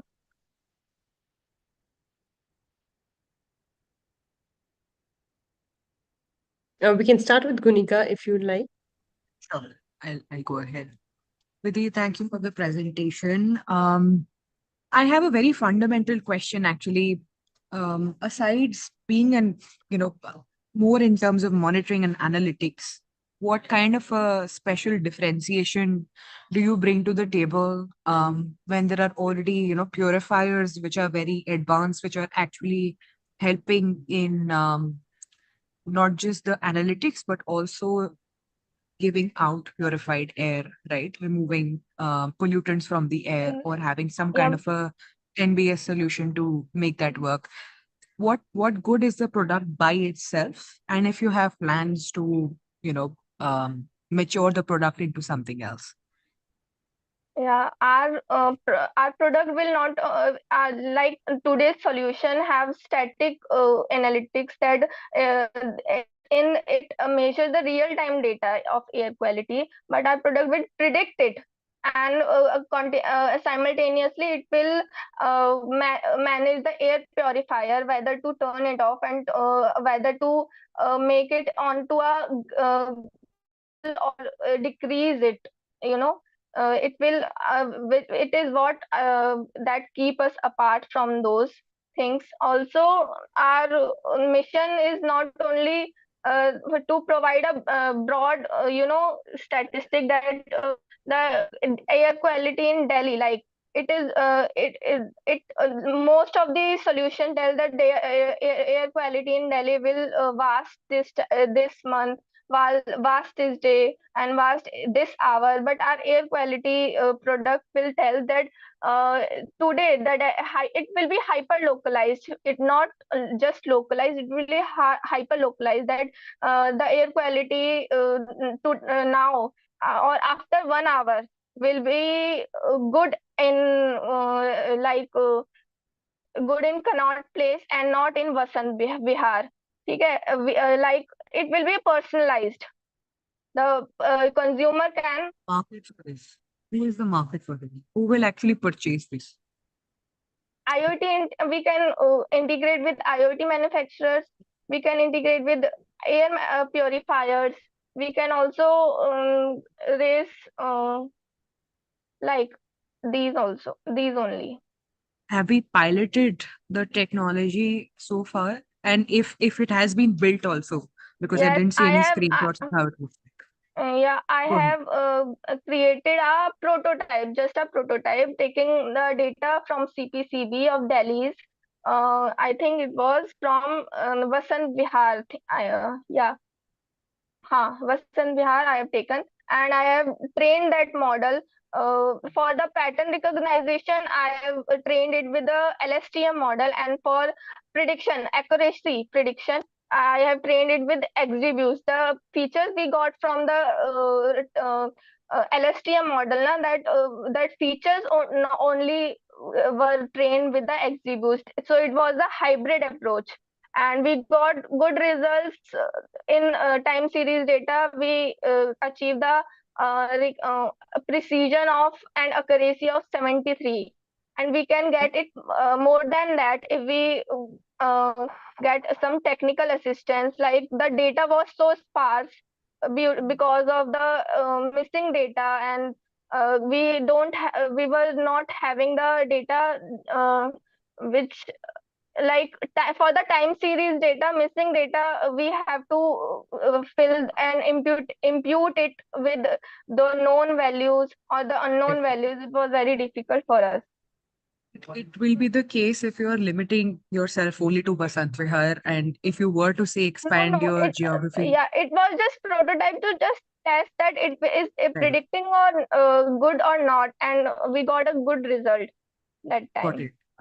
What I can give as a suggestion at this point is that if you are planning to make this into a business or a product that actually is sellable, first is, of course, to refine your learnings and to get good ratings as well. So in that case, go to your nearest incubator or any kind of a technical institute which can help you develop it, and the professors and advisors who can actually help you do that, along with researchers. That will be an extra set of hands to see if this has potential by in itself. The other is to be able to identify which is the right market, if there is any. From my perspective, even the IoT devices and the purifiers themselves make it a very integral and a but obvious feature to have analytics which are both real time, historical, as well as predictive. And now, with models, different technology models coming in, it is part of the integrated product that actually is sold in the market. So it's a dual offering, which makes more sense to the customer. So if you can work on identifying who your customer is and then see what kind of a feedback do they get for the need, not for the product, while you're simultaneously working on the product refinement as well, that will be a good idea for the next few months for you to do.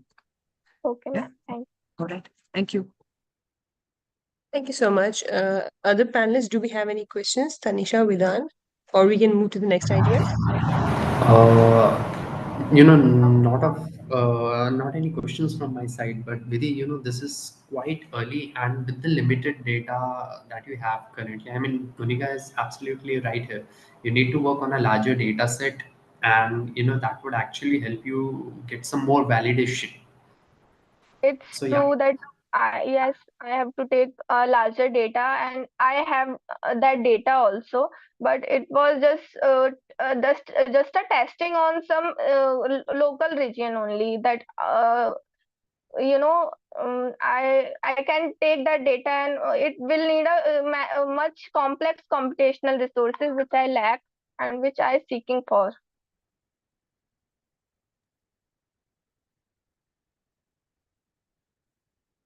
Okay, I think, Vidhi, thank you for your pitch. We can move to the next idea. In the meantime, the panelists can score in the sheets that were shared with them.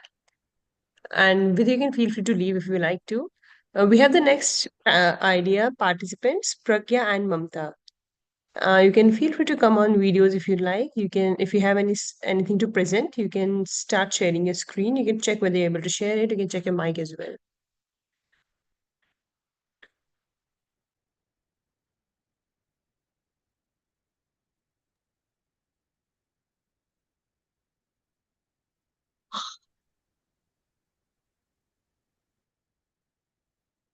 So, Mamta, the rule applies the same. You'll have 5 minutes to present, and I'll give you like a reminder of 30 seconds to wrap up the presentation if it goes beyond that, followed by 5 minutes of Q&A. Okay?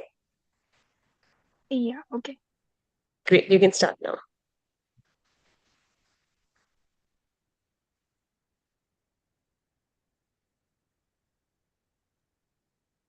So, hello, my name is Mamta, and I am a software engineer at NetWest Group, specializing in machine learning. Hi, myself Pragya Singh, and I work as a software engineering cloud and backend at NatWest, and I have 1.5 years of experience. We are Praxis, aim, act, and achieve. So, in today's fast-paced job market, recruiters struggle to find the right talent, and job seekers frustrated with lengthy and outdated processes. Filtering resumes and assessing the candidates on certain MCQs or some common programming questions, which hundreds of other companies are also doing.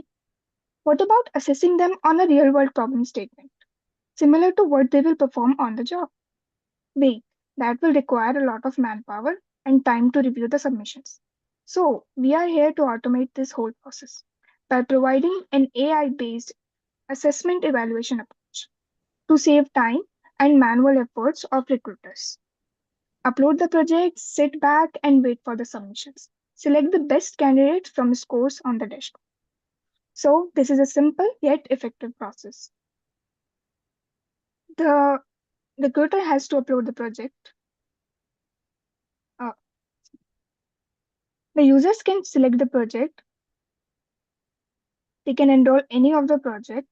We have two segments of the projects divided on our platform. One is publicly open and other will be accessible to some specific set of candidates which the recruiters can choose from our talent pool. So these kind of projects are sensitive, data sensitive, and they have confidential internal processes information. So we maintain data security in this way.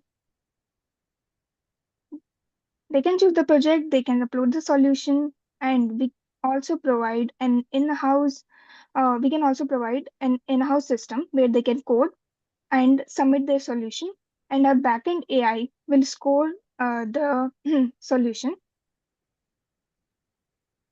and they can see the analytics dashboard with the candidates and their respective scores. So we basically simulate. This is also known as job simulation. We simulate coding, debugging, and real-world tech scenarios. We provide AI-powered insights to automate skill analysis and performance evaluation. We have cloud-based infrastructure, customizable modules via APIs, and real-time analytics. We can ensure scalable, precise, and actionable feedback for decision. Our AI outperforms humans because it is consistent and we can scale it, and it is less cost effective than human manpower. We have used BERT and GPT. These models have already undergone extensive training with 85 to 90% accuracy on benchmark testing, and we can retrain these models on our data set as we move forward and the data we collect from our website. So, talking about the market, every year India produces a fresh set of grads that from BTech, that is 10.7 million approx. And yearly there are around 16.6 million active companies who look for people who have the practical skills to work from them. And the India market that comes on this hiring thing for tech thing, it's around 1.5 lakh crore, and it is targeted to be increased by 4 lakh crore by 2030. So the CAGR will become 13.2%. Can you move to the next, Mamta? Yeah. And so, like I said, CAGR is 13.2%. That is annual market growth. And based on some surveys, we have find out that approx 85% of companies struggle to find the right talent that they need to get their jobs done. They would have to, hire people and just train on their internal platforms. With a platform, they won't have to do that. And also, our solution involves AI and machine learning to fasten the process, and it is keeping up with the technology that is being used everywhere in the companies now. Competitive analysis. So we have major three competitors, that is Forage, HackerEarth, and Metal. So Forage is not in India as of now. It's not that great market of Forage here. And also it doesn't use a lot of AI. There's a lot of human thing that goes in Forage. And so Forage is also a job simulation platform, which is like similar to us. But we have many other advantage. I will talk about that. And HackerEarth and Metal. So HackerEarth and Metal are not job simulation platforms. They are like, they will post problems there. Companies will post problems there, which are common among other companies as well. So anyone can cheat easily, and people do that. We know the ground reality because we recently graduated. So there's a chance of cheating if the questions are repeated in the industry again and again. So we tackle 15 that. year time is already up. You can take 30 more seconds to wrap up now. Okay. So revenue model, we have 3 models. Premium model. So any user or student can come to a platform and submit the projects. And if they want a certificate for that, they would have to pay for the certificate. Dynamic project-based pricing. So if a complexity of a project submitted by a business increases, so the price for the project increases, that they would have to pay the business. So they have the liberty to choose the price for them. Annual subscription for business. If the business also want to hire people through our platform, then they would have to pay an annual subscription as well. Otherwise, they can just get the projects done. And cost, our mainly cost will be on the, running the code and deploying the model on the infrastructure side. So we're targeting to use AWS for that. So it would be a higher cost on that. And as of now, we are pre-revenue, so we would have to do a lot of marketing and stuff. And so for that, we would also need a lot of incur cost. We would have to there. Okay, I think we can close the slides now. We can move to the panelists. In case any questions comes where you need to share the screen, you can feel free to go to the slides. And over to the panelists, Tanisha, if you'd like to start.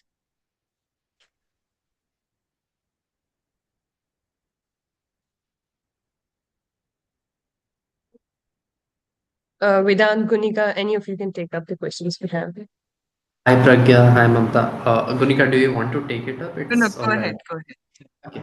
Pragya, Mamta, a quick question on the current fundraise. Could you share a little about that? What are your current numbers and any partnerships or collaborations that are in pipeline? So as of now, we don't have any collaboration right now. We are just in the process of developing the project, the product, and the cost that we have calculated, we at least require to start up our thing, because it's pre-revenue. We are almost requiring 8 to 15 lakhs for like 5% of company, 5% of our company. So that is negotiable, but based on our calculation, this is what we require to get there.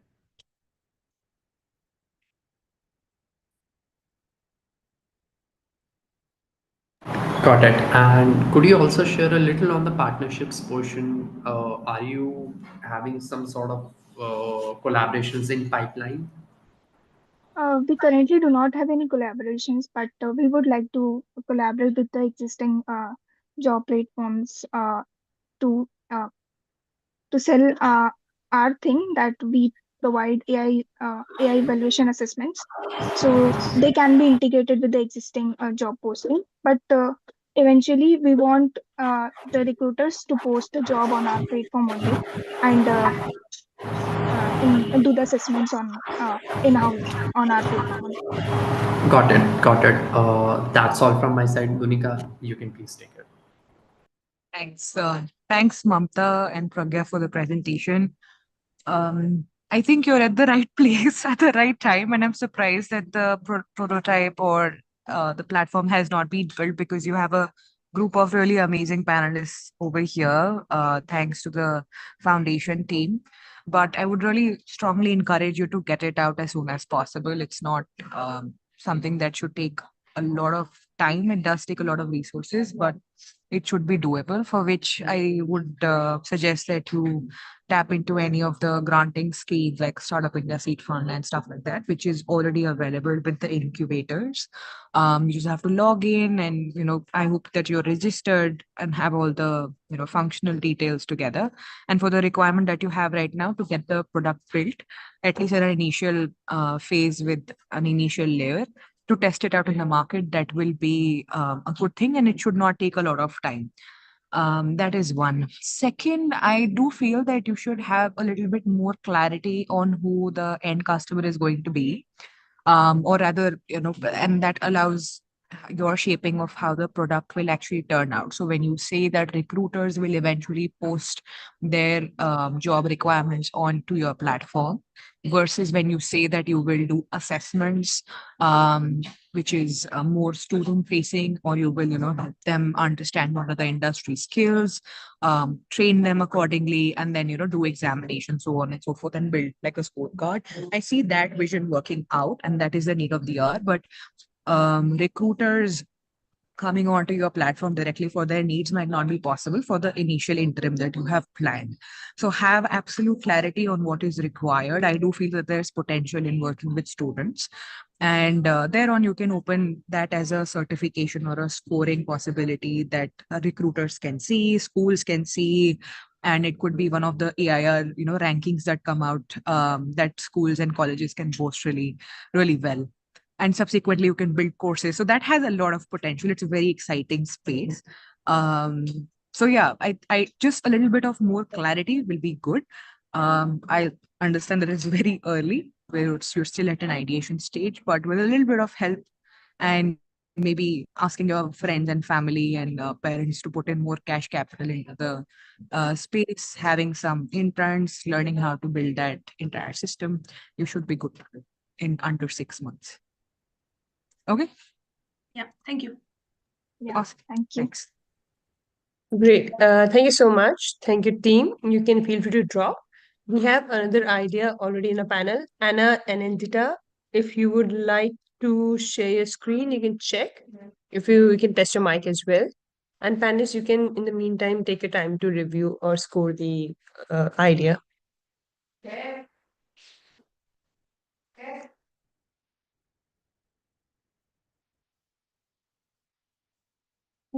I am audible and my screen is visible. Yes, we can see your screen. So the rule applies. You'll have 5 minutes to present your idea. We'll give like 30 more seconds to wrap your idea, and then it will be followed by some Q&A and feedback from the panelists. Okay? Sure, ma'am. Great. You have your teammates there with you, and you can then Yeah. start. Sure. Good morning, everyone. I am Anna Anandita, and the idea I am presenting is Hormony Scan. So imagine navigating your day-to-day life with feeling your body working against you. That is what millions of women with PCOS feel like, because PCOS is complex. It has undetectable and complex symptoms and no clear roadmap to diagnosis faster or earlier. Hence the idea, Hormony Scan, where we simplify the hormonal detection or monitoring in real time. Essentially, the hormone imbalances is something that is done separately, reactive monitoring is done separately, and some fragmented solutions these are the ones which are still done today, but there is no comprehensible wearable solution to monitor the multiple parameters that affect PCOS, like hormonal levels, metabolic indicators, and physical activity. So Hormony Scan is essentially which will be monitoring all these levels, your hormones, physical activity, metabolic indicators, and as well as mental health. Hormony Scan aims to be accessible because of its non-invasive and affordable monitoring, provide real-time insights and continuous tracking of these indicators to both users and caregivers, to be suitable for low resource settings and to a larger audience, to improve the healthcare and have economical viability and environmental impact alongside. The problem statement being PCOS is itself a complex situation which leads to multiple severe health conditions and long-term risks such as complications in pregnancy, unexplained weight gain, as well as diabetes. More than 20% of Indian women have been diagnosed with PCOS, and many more are yet misdiagnosed or not able to be diagnosed accurately. And this condition also leads another side effect as well as a reason of this is depression, which is seen twice more than in men because of PCOS. And the current diagnostic techniques include ultrasonography, then blood tests, which are all invasive, expensive, delayed, as well as at times inaccessible if I am talking about most of the rural areas in the nation. The proposed solution is Hormony Scan, which is, as I mentioned, affordable and non-invasive and has real-time continuous monitoring. It has multiple layers, which will be including the electrical part, sensors to collect the sensors and sample collection zones to collect samples from both your skin, your sweat, not the blood, hence the non-invasive part. The component would be absorbing the samples, then acquiring the data and transmitting to the cloud for analysis, and which will be giving the real-time data to both the user and caregiver, and as well as actionable insight and personalized recommendation to improve their well-being, because every woman with PCOS has different requirements, different solution requirements. These are the technologies that would be used for that. And we did use calculated the numbers for the same with a for this, let me go back to the SOM and TAM first. The entire addressable market in the nation is 670 million women, and out of which, even considering the total women affected with PCOS, and if I take even 1% of that women who have PCOS, with that calculation and the pricing of the device calculation done at 2000 INR, and the application having both basic features as well as premium insights at 399 per month. These are the numbers that we have calculated. This is what we will be getting as revenue, and this is our gross profit. And the CAC breakdown is as such, which would be close to 500 to 800 per customers. Coming to the remaining numbers, which is the expected number of users, the expected churning rate, and the remaining premium users for each month for a year, and the device sales revenue as well as the app subscription revenue for a year, considering these churning rate and these number of users. So the break-even point that we are expecting is to be within 6 to 9 months, and the customer retention would be estimated at 80% and the growth rate at 20% per month and 6% of churn rate. So the expected revenue would be 1 billion at the end of a year. Coming to the competition, the India's wearable market is in fact booming, but the market with 1 billion opportunity has very less competitors to us, because these competitors or these applications individually detect or monitor a single parameter. For example, few of them monitor just glucose, and the apps require you to log in your parameters manually. These are more of a diary or a log record rather than diagnosis or detection applications. So the existing techniques for detection are, as I mentioned, ultrasonography, blood test, and as well as ovulation kits, each monitoring, each getting a few parameters at once, again, expensive, time-taking, and delayed. These all competition lack the integration between the wearable devices and applications. This have very limited real-time monitoring, and they are primarily focused in one or two PCOS-related metrics. It can be glucose or fertility. So the technical... Anna, just a reminder, your time's already up. We can take 30 more seconds to wrap. Sure. So these are the technical advantage where we are. This is our team currently with different expertise in the different parts. This is the milestone that we are aimed, and we have achieved the research and ideation. We are at the prototyping currently. This is what we are asking for, the funding and our utilization of fund and exit strategies. Yeah, we invite your investment and partnership for Hormony Scan's journey. Thank you.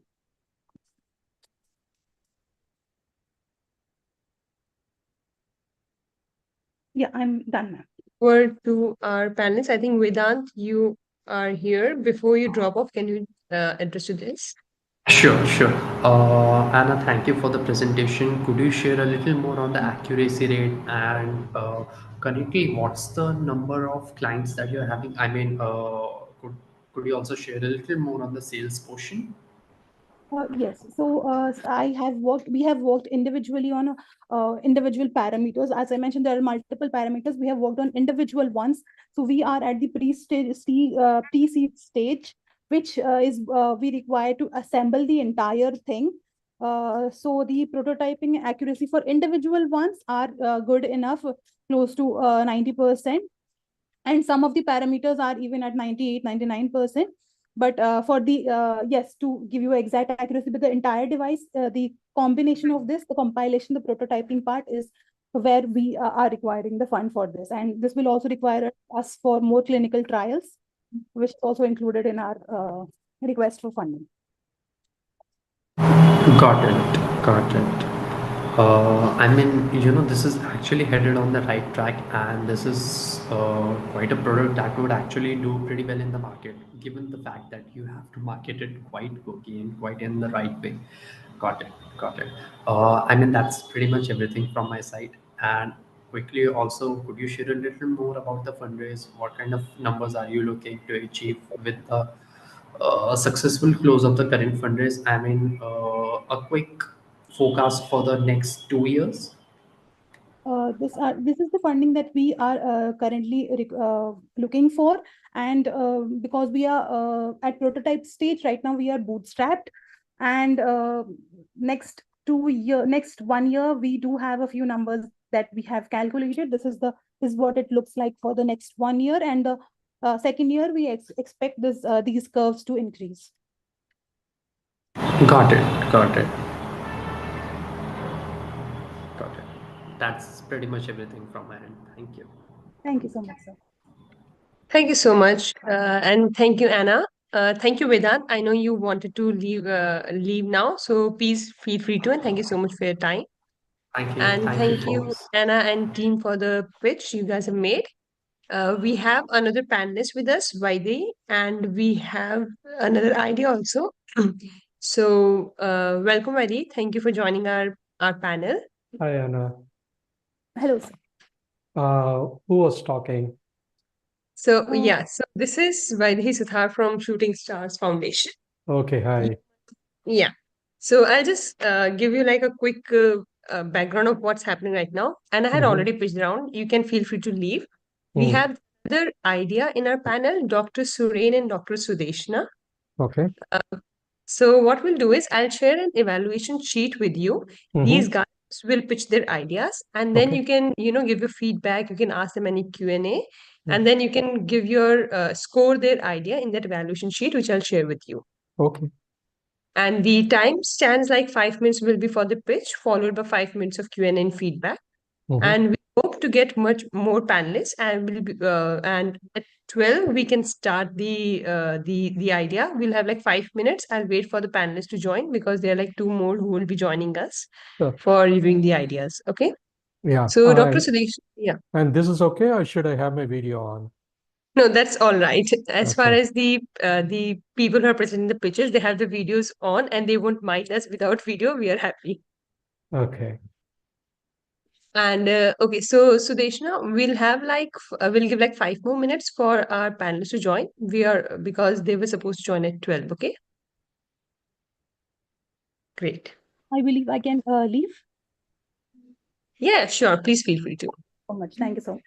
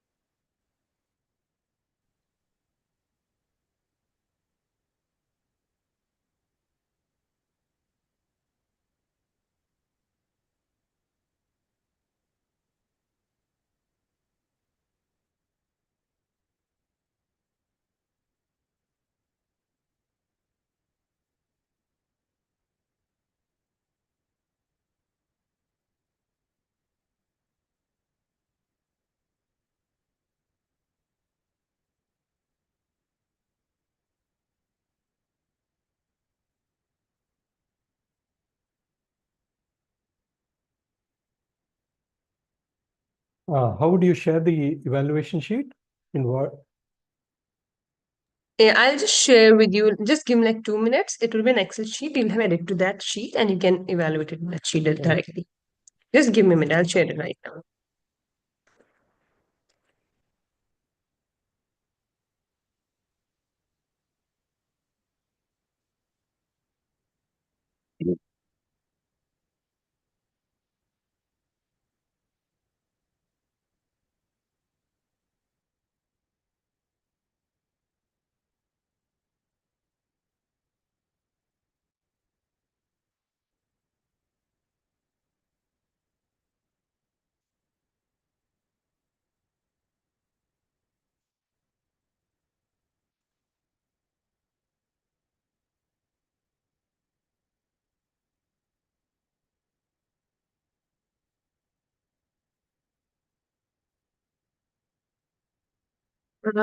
I've just shared the sheet with you over chat. You can see the link. And I didn't have your email ID, so I couldn't give you edit access. But if you can just provide me your email ID, I'll share you the edit access as well.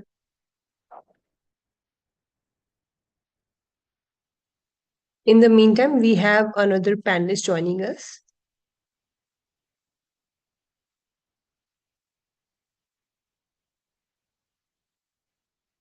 Yeah, great. So we have Mr. Yagnesh also with us. Good afternoon, Mr. Yagnesh. Thank you for joining our panel. We were about to start with the idea. We have the participants with us. It is Dr. Sudeshna and Dr. Sureen. And along with you, we have another panelist, Mr. Vaidi, with us. So the process remains that we had shared an Excel sheet with you. You'll have edit access to it. You can, after the pitch has been made, you can use that sheet to evaluate the idea, to score the idea. And in the meantime, the participants, you can start presenting your screen if you have any. Can you just share the link of that sheet here, Yes. please? Will do, I don't definitely. seem to have the mail. Yeah. Yeah, I'll send you over chat. I think it's there already. Okay, great. Yeah, I think Kamalini has said. Thank you so much. And we also have another panelist, Srinita, with us. Hi, everyone. Hi, Ms. Srinita. Thank you for joining our panel. We have the participants ready with their pitches. I hope you have the link to the sheet for review ready. Yes, I do have that. Thank you so much for that. Great. So the team, you'll have 5 minutes to present your idea, followed by 5 minutes of Q&A and feedback from the panelists. Okay, and your time starts now. Hello everyone, I'm Dr. Sudeshna Ingle, founder and CEO of Thyroid Innovations. Our vision is to develop India's first AI-powered non-invasive device for early detection of thyroid disease. With thyroid, we aim to enable large-screen population screening and provide personalized holistic health management. Imagine waking up daily exhausted, struggling through tasks, noticing weight gain, mood swings, focus issues, all without a clear cause. For millions with undiagnosed hypothyroidism, this is daily life as symptoms silently worsen. 1 in 10 adults suffer from hypothyroidism, yet 1 in 2 patients are unaware of their thyroid status. Also, thyroid diseases are more prevalent in females. Thyroid patients face an average delay of 4 to 5 years and worsening of symptoms to reach a diagnosis. Heavy reliance on TSH tests misses early cases, while conventional treatment often fail to address root cause, leaving patients dissatisfied. The rise in thyroid nodules further add to the burden, and with invasive procedure, it causes fear. As India is dubbed the thyroid capital of the world, there is an urgent need for better screening and holistic care to bridge these gaps and provide better thyroid health care. Our first solution is amalgamation of thermography and AI for automated and early detection of thyroid diseases. Thermography detects localized areas of temperature changes associated with tissue dysfunction and inflammation. The USP is that it's completely non-invasive, economical way for early detection of thyroid diseases. This is the thermal camera that we've been using to capture thermal images. Our second solution is amalgamation of ultrasonography and AI for automated differentiation between benign and malignant thyroid nodules, so that not every thyroid nodule has to undergo invasive procedure. There's the basic workflow that we follow. First step is image acquisition. Then these images are pre-processed, enhanced, augmented, and then trained with our ML model. As a result, a thermal image is classified as hypo, hyper, or normal. Ultrasound image is classified as benign or malignant. For the prototype, we aim to develop innovative infrared quantum sensor to capture infrared images, which will enhance the performance and also reduce the cost. This is the final product that we envision, which is a self-testing kiosk that can be installed at hospitals. It will provide low-cost screening and will also help increase awareness. AIWOS is our digital ecosystem empowering patients with proactive thyroid health management. Within AIWOS, Thyra is an AI-powered health coach providing personalized guidance based on each user's health data. Currently, blood tests are used to diagnose thyroid diseases. However, the reference ranges are too outdated and inconsistent and leads to missed cases. So the TAM available right now is 142 million Indians, out of which 12.5 million people reside in Maharashtra. Our serviceable or obtainable market would be around 1.2 million people. Our business plan focuses on kiosk sales, individual services, partnering with CSR partners and pharma companies. This is the tentative price that we have. So the thermal kiosk would have a base price of around 5 lakh. And for the end user, the scan would be for 120 rupees. The AI enhanced ultrasound would be rupees 50 per scan. And the Thyroid app subscription would be monthly 1700 rupees. Starting with first year, we would be spending around 50 lakh rupees. As we penetrate the market, we plan to increase 10% expenditure in following years. Based on our revenue model, we aim to reach our ROI by the end of third year. Compared to traditional path labs and hospital diagnostic chain, Thyroid offers high quality, advanced tech, yet affordable screening and management platform. So we are currently in our prototype development stage. We have captured a total of 3,100 images and achieved 97% accuracy and 92% sensitivity. For ultrasound images, we have captured a total of 3,200 images and achieved 95% accuracy and 92% sensitivity. These metrics are projected to improve further. We have been a grantee of Nidhi IR Nidhi Prayas. We have also filed for our provisional patent and trademark. Recently, we have been selected as a deep tech pioneer for Hello Tomorrow Global Summit in Paris. Coming to our team, I have my experience in healthcare research and digital health innovation. With me, I have my co-founder, Dr. Suren Kumar, who has his expertise in healthcare management and business analysis. Our CTO, Devarti, has her expertise in AI/ML. And Dr. Pranav Pawar, who's our hardware project lead, has his expertise in nanotechnology. As a team, we have a good blend of both clinical and technical knowledge. These are our advisors. In the coming 12 to 18 months, we'll be focusing on our prototype development, that is the hardware part as well as the management app. And for that, we require 50 lakh rupees. Is something that we are raising right now. Coming to my story and why I started working with thyroid, I have always had a history of thyroid disease. My initial symptoms were vague and my blood work never suggested that. When I came across thermography, I decided to test this technology as a project initially, and the initial results were quite astounding. My thyroid issue got detected way before it could be seen in the blood tests. So this has motivated me and my team to bring the solution forward. Thank So, you. Dr. Yeah, great. It's in right time.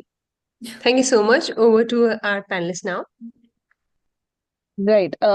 Thank you so much. I mean, I can certainly understand your personal story, and really even I have thyroid, and I was able to detect it with blood test itself. So just to trying to understand with the solution, and definitely a need. I definitely see a need for this across India, not only I mean at very early stages as well. This particular, so you have a prototype ready? Have you tested it out? If you can share a little more regarding that.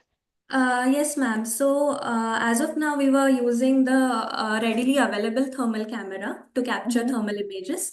So, Right. we did our initial validation. So, we captured 3,100 thermal images because thermography doesn't exist much in India. So, we had to make our own data set. Right. So, the results have been quite promising. Now, once we have other grants, we'll be accelerating this validation process. So it's basically thermal imaging. So there is a heat map. If you can tell a little more how that happens, how do you understand from thermal imaging, how it is differentiated? Right, ma'am. So whenever there is any disorder, there Hmm. is inflammation in that body part. Okay. And because of that inflammation, the temperature Yeah. range is different from the whole of our body. Right, right, And this can be mapped by the thermal camera. right. And also other features, a few other features are also seen in that Hmm. image. And that's how we are working with our AI to predict it. Right, right. So just to understand this, right now there are other organizations as well. They are using and developed this thermal imaging piece for cancer and other pieces. Is it very different from, or it could be the same thermal imaging with different data sets and specifications given can actually analyze the thyroid aspect as well? Is my understanding correct, or it is absolutely different? Yes, ma'am, it's right. Right now, Hmm. it's being used in India for breast cancer. Correct. And so you use the same thermal camera for this solution as well, right? Yes, ma'am. As of now, we have been using the same thermal camera, but Mm. for our prototype, Mm. we will be working with quantum dots. So Mm. that's something different that we are trying to make, and because that will enhance the performance and will also reduce the cost. So that's something that we are trying to build, and that will be in a form of kiosk as a final product. Right. So we won't be And using the thermal. and this is basically will be to hospitals. The kiosk will be set up in hospitals, or how do you plan that particular side of execution? Yes, ma'am. This will be installed in hospitals, primary healthcare centers. Mm. Initially, yeah, we are planning that. Right, right. Okay, okay. How long have you been developing this? Since when?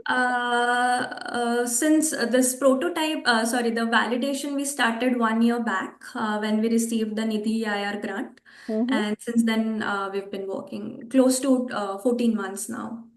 Right, right. So, apart from financing, what all, sorry, last question, what all is required? I mean, considering your team is quite well set, what else is required apart from financing? I think apart from financing, we require association in the healthcare, like more collaborations with the hospitals. Like as of now, we do have a few collaborations with clinics, but to get this validation accelerated, we would require that, like in the healthcare setting, some connections, collaborations, associations there. And what is stopping that? You have to create the product and then go Yes, to ma'am. them. Okay, Yeah, got it. yeah. Thank you for that. Thank you. Hi, this is Vaidi. I just have three questions. The first one, today, are you ready to go and suppose there is one person who's asking for your service? Are you ready to do that? So I think before we claim that we have 100% right results, I think we need to work more on a larger data set, and that's when we'll be ready. But as of now, the results look quite promising. Then let me ask the same question again in a different fashion. How far are you? What is the percentage confirmation you would need to declare that you are ready to go to the market? So working on a larger data set is something we would require. So we are looking to, if we raise that amount of money, we are looking to analyze this ML on about 50,000 to 1 lakh images. So that's when we'll be sure of the technology. And yeah. So can I say, is it a fair statement that you are in the technology development phase and not necessarily a Yeah. product and a business phase? Yes, sir. In the technology, yeah. Have you considered looking the whole thing like that? Right now, you're looking at it as a business. Business needs to make money. Yes. Whereas what I understand from what you're saying is you're looking at it as developing the necessary base tool, if you will. Is that a fair way to look at it? Suren, could you answer it better? Say that again. My Yes, sir. co-founder, Sorry. yeah. Yes, sir. Dr. Suren this side, sir. You're absolutely right, sir. We are at a technological phase. Given the solutions, one being the hardware and two being the software part. The software part needs much more validation, probably looking at 1.5, 2 years from now. And towards the application management side, that is something we're looking at from 1 year from now, we'll be able to move into the market. So given these part of screening for thyroid diseases, yes, we are in still development mode. Okay, so it's a technology developer is what we can characterize your Yes, your sir. business plan Fair as. statement. Okay. Yes, sir. So is it will it be a proper question to ask who will do the marketing in your group? So, given both of our experiences, Sudeshna has also run a research organization before this, and I have also worked across the hospital sectors, both non-profit as well as corporate. And what we plan to do initially is try and get this into the masses, have large-scale screening programs.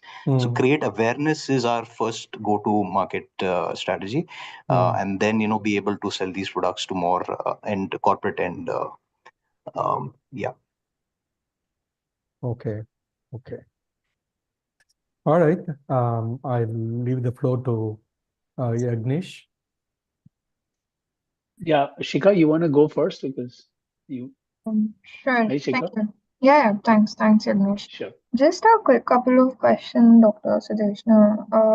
So I get that you've done some of these validations on say 3,000 odd images. How is it that you were able to get access to it in the first place? You said that you're not currently onboarded with any lab, right? So in order to do more, in addition to say purchasing some more of these thermal cameras, how will you get as many people to be screened in order to prove your accuracy? One. And two, what is the basis of saying you're 97% accurate if traditional blood tests kind of fail at saying that you have the disease or not? Yes, ma'am. So these images were collected in a clinic. So all of these patients, they have been diagnosed with hypo or hyper since many years. They have been on medication. So all these 3,100 images are like 100% thyroid patients. So that's one. And Okay, fair. yeah. And we have been using a thermal camera. We have it with us.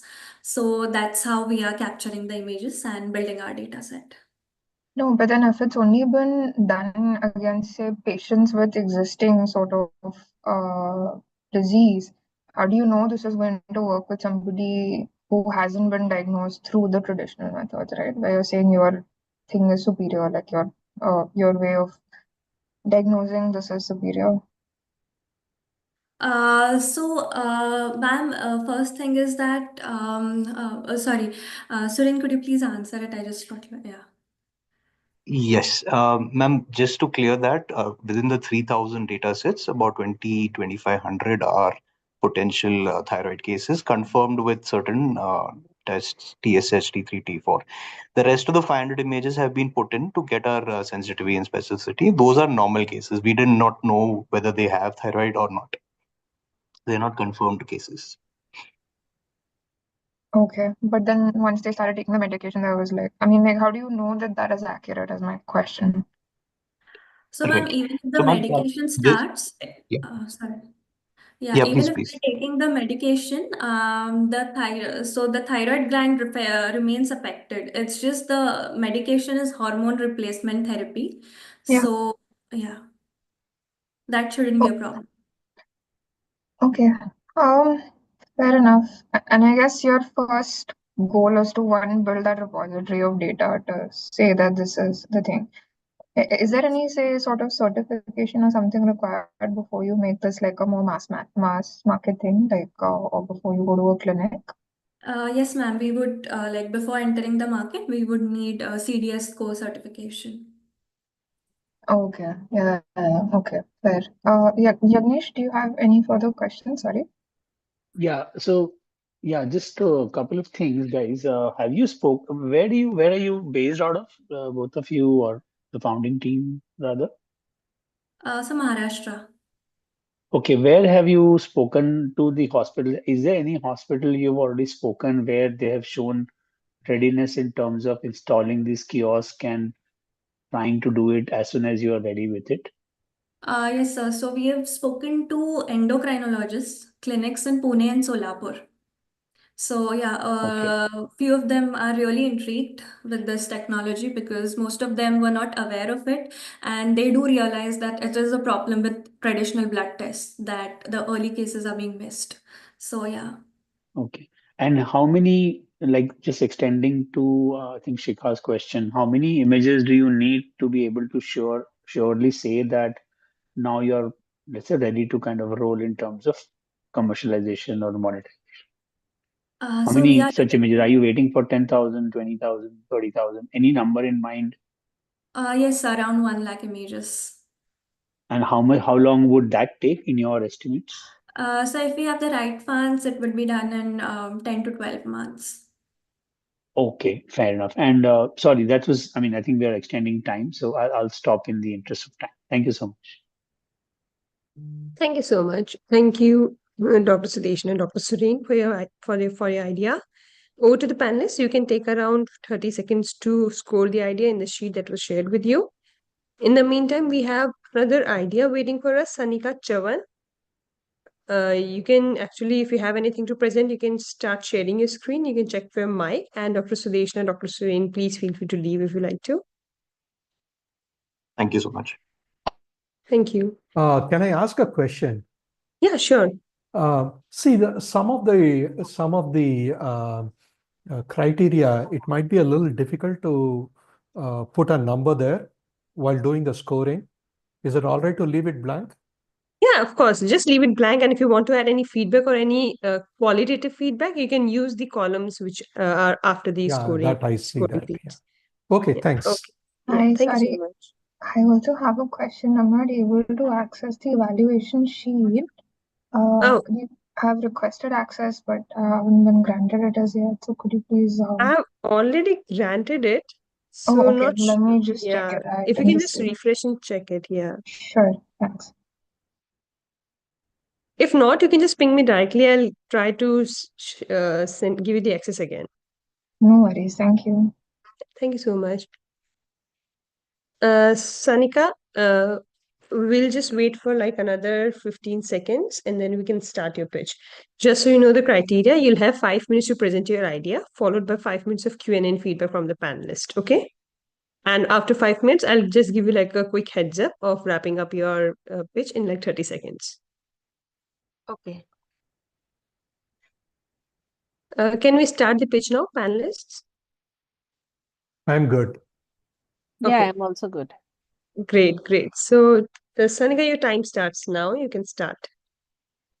Okay, so I'm Sanika Chavan from Aurangabad and Maharashtra, and today I'm excited to introduce SpoonShare. That is mainly a mission to drive technology to address the food hunger that is being faced by millions of people.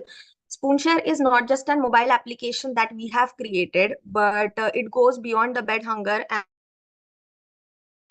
the sustainability of food that is happening. I think so. Yeah, continue, Sanika. We can hear you. The main problem statement of R is that India ranked 111th out of the total 125 countries that were present, and the hunger index is also growing day by day. Similarly, the child wastage ratio is also too much high. The children, which are considered as the asset of the developing nation, in order to sustain.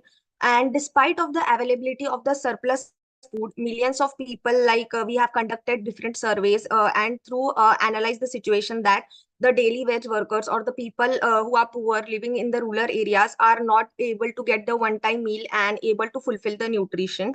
So we have created a solution that is called as the SpoonShare. The main aim of SpoonShare is connecting the surplus food to those in need, and similarly recycling the food that cannot be eaten after a certain interval of time. The key features of our application are real-time food donation tracking, a seamless way for user to track the system. Similarly, geolocation matching feature has been provided to connect the nearby recipients of the food and ensure that efficient food distribution is happening in the area. Similarly, we have done NGO collaborations that are present in our area, and we have integrated with the recycling plant in order to produce biogas facilities. And the tracking impact has also been done similar. I would like to showcase a demo of our we have worked in so far and what is the SpoonShare so that you can get a better understanding of it.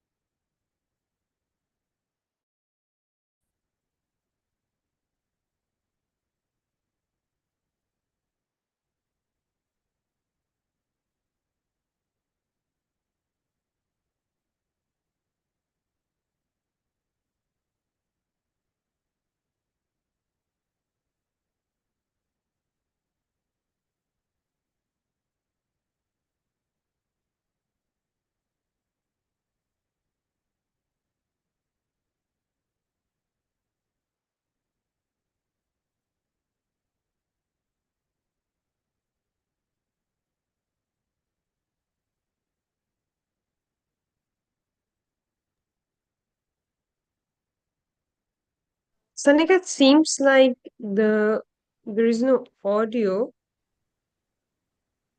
Yeah, none of us can hear the Yeah. audio.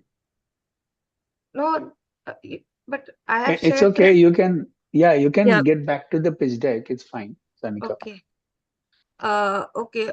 So the key value proposition of our solution is that we are focusing on the recycling of the food that cannot be eaten. We have a setup recycling plant in Aurangabad, which is functional, and we are recycling the food and producing biogas through it.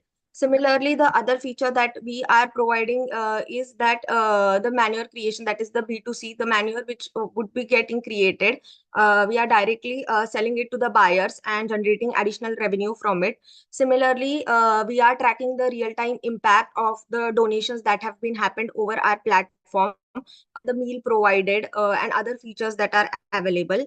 Then the market size of SpoonShare, like we have analyzed the global market, the global food security and the wastage are valued to about 6.6 trillion. And this is not only just focusing on in the world. And with the rise of mobile tech, AI, hello? Yes, we Yeah, can hear you, Sanika. You can Hello. continue. Okay. keep going. So with the rise of mobile tech, AI, and digital solutions, there is a need that we can align the UN Sustainable Development Goals with the help of the technology. Similarly, the key milestones which SpoonShare has achieved in the recent is that we were the winner of Global Google Solution Challenge, being the only team from India to win that in the recent 5 years and receiving a funding of 10 lakhs plus in order to scale our project from 130 plus countries. Similarly, we were invited by Google for their event, Google I/O Connect, in which we showcased our project to more than 10,000 plus Googlers and got insights from project. Then the next one is that I have been selected by Reliance Foundation and Vital Voices to work under this project and create a supply chain so that we can enhance the project and work into more of the stakeholder management and create a social impact of it. Similarly, also incubated by IIM Bangalore, and we have collaborated with Big Basket, the founder the supply chain, and manage the everything, and also have been granted the legal and finance marketing with them and creation of the growing models. Similarly, SpoonShare has also been selected by Google AI for startups and has been working with them in order to scale and collaborate more effectively. So these were Tanika, the past. considering the time, you've already exceeded it. So you have 30 more seconds to wrap up now, please.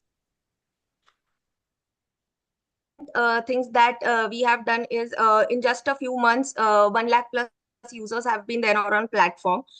Five plus MOUs have been signed with the NGOs that are present, and the app is more functional. We have done a recent collaboration with Skoda in order to scale our application that is taking their food and then recycling it.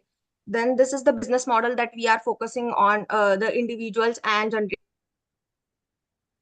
a certain donation.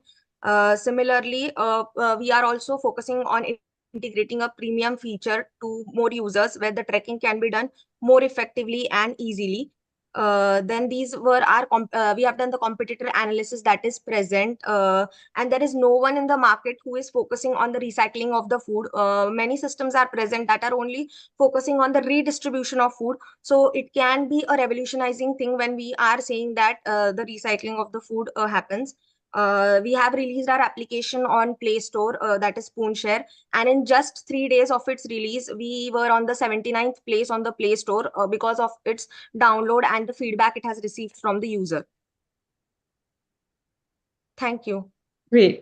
Thank you so much, Sanika. It was an amazing presentation. Over to the panelists now. Yeah, this is Vaidi. Hi, Shankar. Are you looking at yourself as a business or as an NGO? No, currently we are looking it is as an NGO, like the social impact one, through which we can get different grants and help it the solution. The business one, like I have mentioned, the business model, it is also present in our solution, but on the later stages, we would like to work on it. Another question is, where do you see what is a core value you offer to whom you want to bring on the network, especially on the who's your biggest guy whom you want to impact?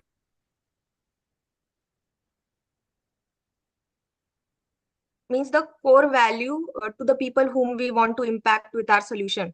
Right.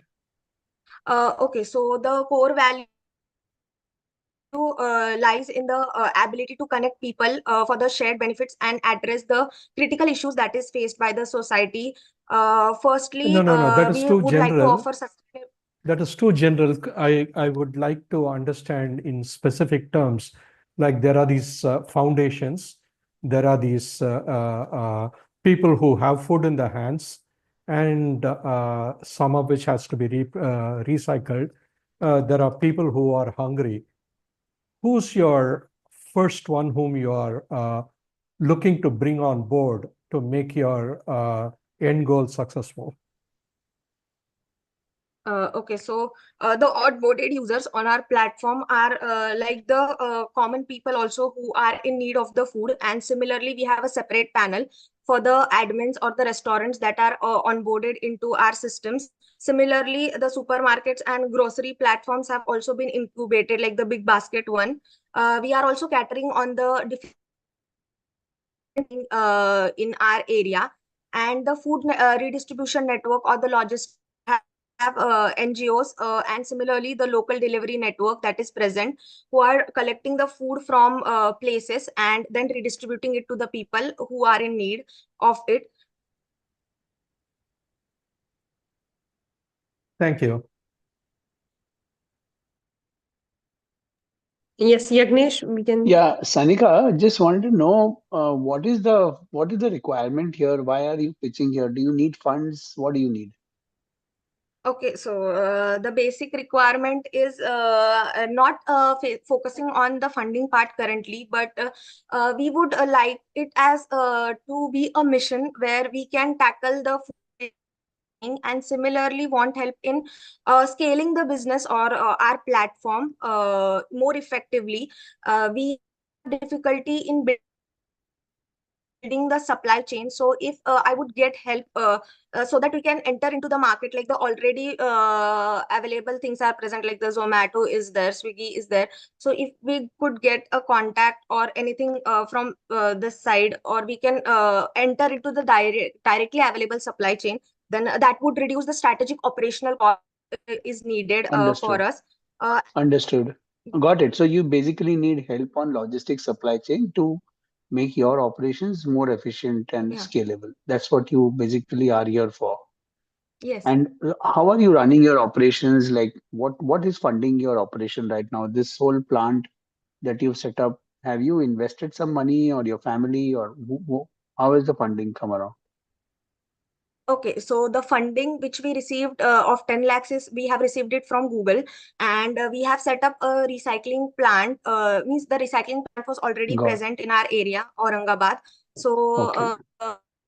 the filters of the recycling plant have been set up by us, and similarly the FSSI agreements and everything. So in that we are running the.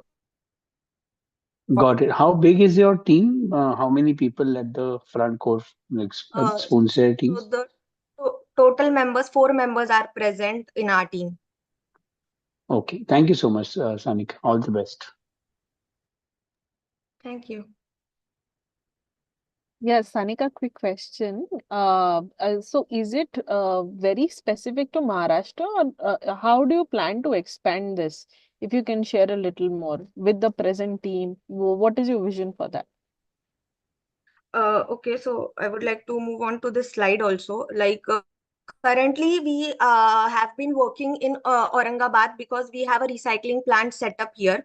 But definitely, after the collaboration with IIM Bangalore, we are planning to expand it more in the Bangalore area, because there are multiple MNCs that are present, and when we'll collaborate with them, the at their side, we can collect that food and focus more on the recycling part of it. So we are planning to expand it in the Bangalore region now. Right, and you are going to collaborate with the local recycling, or you want to set up, how are you thinking in those regards? Okay, so in Bangalore, Reva University already has a moving bios gas plant that is present. So we had them, and we are trying to work in collaboration with them so that we can utilize it. We are trying to not set up a big plant for recycling at the current movement, but try to set up a smaller plants that can easily be moved from one place to another, so that the operations can also be reduced and the logistics can also be improved. Right. Got it. Thank you. All the best. May I ask one question? Yeah. Yeah, hi Sanika. I mean, honestly, I love the idea, but some of these, I don't know, like, I don't know if I can call them NGO, but there have been like sort of similar sort of uh, uh, organizations or uh, you know, initiatives that have been done in the past. And what I heard in the past was that one of the reasons that these do not work as well is because restaurants are very apprehensive of giving used food away because of potential issues with liability, right? In case the food is stale or somebody gets sick. So it is because of that they would choose to throw that food away as opposed to really giving it to you. So how have you really solved for that? How do you really test whether the food is still like okay, Okay, so appropriate for consumption? okay, so the main thing which we have thought here is is the main feature or the main USP on which we are focusing. And similarly, restaurant merger would definitely create a liability for us at the current movement. Rather, we would like to focus more on the MNC side, because they are producing the daily food and daily the wastage is happening. The different donation laws have also been incubated, like the Good Samriti food donation law that is done by the government. So we have incorporated all these things into the document, are merging with the NGOs and signing the legal documentation. So the standards are also being set, like the FSSI marks are also being checked when the donation is happening, if it is in the limited time span. And in our application, we have also mentioned the time limit of the food which you are sharing. Like if it is in the edible range, then only after proper testing, it is shared to the available people. If it is not, then after inspection, the smell checks and visual appealing, then only we are discarding it to the recycling one. Oh, fair enough. And there's been no pushback on the legal front, right? Yeah. Okay, thanks. Great. Thank you so much, Sanika. Thank you for the amazing idea. Thank you, panelists. You can take like 30 more seconds to fill the evaluation sheet with the scores for the idea. And Sanika, you can feel free to drop if you would like.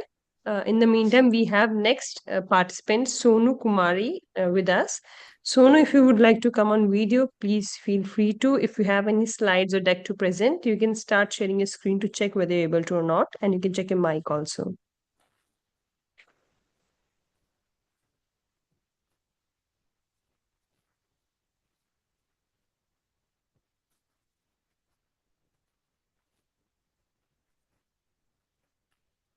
Yes, we can see your screen. You can test your mic as well.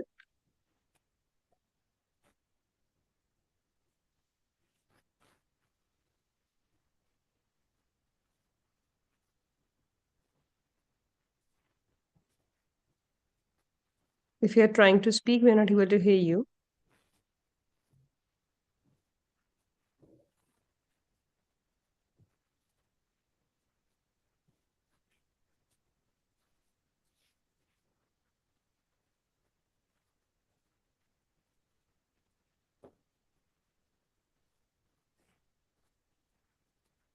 Sonia, you can start now.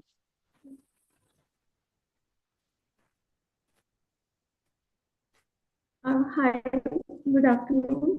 I'm Sonu Kumari, and at Electromatics, we So aim to just redefine you hydrogen. start. You have like 5 minutes to present your idea, after which I'll give you like a reminder to wrap up. Okay? Okay. Great. You can start now. Thank you. At Electromatics, we aim to redefine hydrogen production with advanced electrode material. As today, the demand for energy, especially electricity, is rising exponentially, considering the environmental degradation and limited relying on coal is not a viable option. Renewable energy, however, provide a solution to tackle the enhanced energy demand, but due to its intermittent nature, we need efficient energy storage mechanism. Batteries alone as a storage device fall short here, mostly because of limitation in capacity and issues like charge degradation. Hydrogen, which has the highest gravimetric energy density, being carbon neutral and having high calorific value, is a potential solution to store large-scale renewable energy. But currently, hydrogen production technology facing challenges, mainly because of unavailability of efficient and durable electrode material for water splitting in order to produce hydrogen. At Electromatics, we are developing efficient, durable electrode material which enhances the hydrogen production rate, extend the shelf life of hydrogen producing unit, and also minimize hydrogen production cost by reducing input energy. These are our material we have synthesized at lab scale and tested for the efficiency. Our materials are twice then better compared to the commercially available nickel foam. We have also checked the durability of our material with untreated river water, and they have been performing from last 90 days across various current density. And we have also scaled up our material. India's market, as we see, has huge potential. It was $25 million in 2023, and it is expected to raise up to 19 billion by 2030. And it would spread across various sectors from telecom, towers, steel, and so on. And International Energy Agency 50 report also saying that in order to meet the demand for net zero scenario, we must have produce more low emission hydrogen compared to unabated fossil fuel driven one. So we have competitions from these established companies, not directly as they have broadly contributing to hydrogen production technology, but Electromatics is laser focused on developing the electrode material, which is the core component of electrolyzer that control overall the efficiency of hydrogen production rate and in turn the cost of hydrogen production. Our business model include three components. We will directly sell to hydrogen production companies and electrolyzer manufacturers.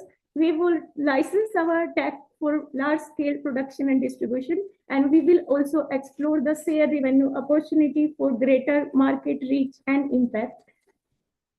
Till now, we have done with the proof of concept in terms of efficiency, durability, and scalability. We have patent file, and currently we are in making of MVP for proof of efficiency in working industrial alkaline water electrolyzer setup. In next quarter, we will be collaborating with more companies and industry in order to provide them the customized solution they want. And by end of next year, our customized solution would be prepared at our dedicated production facility. Our team is led by me. I am Sonu Kumari. I have more than 7 years of experience in this field of electrocatalysis in energy storage. Currently, I am a PhD scholar at IT Mandi. Beside me is Pushpa. She also has experience in inorganic synthesis for last 6 years, and she is also a scholar from Punjab University. And we are raising 2 crores for next 12 to 15 months of runway. Mostly the fund will be used for product development and acquiring the essential instrumentation to support the scalable electrode synthesis. Thank you. Thank you so much, Sonu. Over to our panelists now. Sonu, this is Yagnesh here. What is the revenue opportunity you're chasing here? I understand you're raising 2 crores just for mostly technology development and setting up the machinery. What are the revenues looking like, and when will you be able to reach that stage? Sir, after performing our analysis in working industrial scale so that we can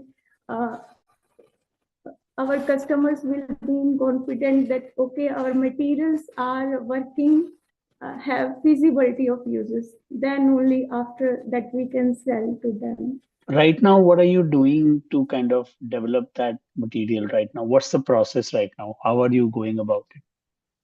Okay, sir, I am making, I have done these study on small sample size, and I have to develop around 100 to 500 centimeter square electrode surface with surface area for the industrial scale AWE. So I am in that process of making. Yes, sir. So do you have like do you have like timelines of when to do what? Because while the broad, I think timeline is mentioned that you will take about a year to 12 months to 15 months to do all of this, but have you broken it down in terms of how the money will be used? Yeah. Yes, sir. In this quarter only, I have to make MVP to check in this quarter only. And where are you trying to test your MVP? Which facility? What are the logistic We are arrangements in for that? talk with the Reliance. They will share the specification of their electrolyzer system. With them, we will test once it's done. Yes. Okay, fair. Thank you so much. Thank you. Sonu, when you have your within quotes technology ready, what is the product which you are putting forth for which you'll be getting revenue? Okay, sir. In electrolyzer, there will be electrode that is catalyzing the water splitting process. We are developing that electrode to enhance the efficiency of overall water splitting process. We are developing the electrode, only, not electrolyzer setup as a follow. So what kind of setup would you need to start producing these electrodes, number one? And second is, what would be your, how will your marketing and sales team look like in having your electrodes bought by the customers? Okay, sir. Currently at lab, we have limitation with respect to voltage limitation, which instrument can detect and all. So for small sample size, it works efficiently and we can calculate and analyze material properly. But once if the scale size of electrode is large, we need 50 to 60 volt of analyzer and all working station. So I need that facility in order to prior testing to before going to the industry people. And once I have done from my end that yes, it is efficient and also durable, I will go to industry people and I will do my proof of efficiency at their own setup and their own we will and market our product. So if I were to say that what you have is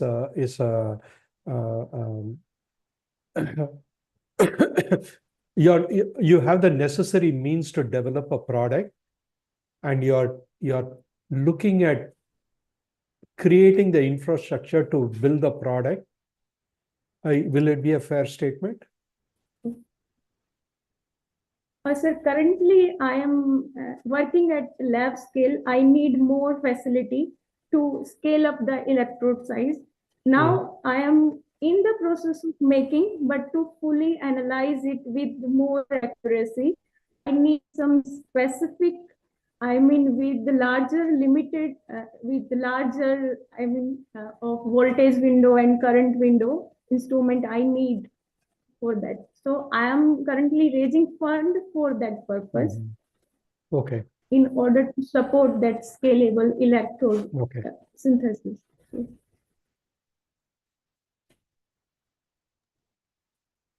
Thank you, Great. Sonu. Any other panelist? Shikha, Sunita, if you have anything to ask. Yeah, I have one question. Sonu, along with doing your PhD, is this your PhD thesis as well? The project, this particular idea currently? Yes, ma'am. This is my thesis work Right, only. right. And for commercialization, does the university also provide some kind of support for this, proving this product fit? Yes, ma'am. At our institute, we have incubator center. I'm currently in their exploration program, and step by step, they will support me. Okay, got it, got it. And so out of this 2 CR, is there any financial support from the university as well?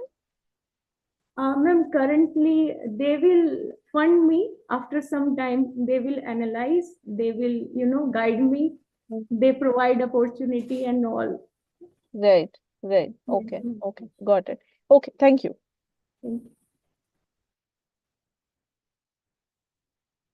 Okay, Shikha, if there's nothing else, do you want to move to the next idea?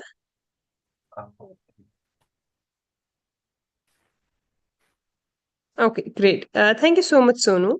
Panelists will have 30 seconds to score the idea using this in evaluation sheet shared with you. In the meantime, we have another idea, Harshita with us. Harshita, if you would like, you can come on video. If you have anything to share, you can start sharing your screen and check your mic before we start the pitch. I hope I'm audible, ma'am. Yes, we can see as well as hear you.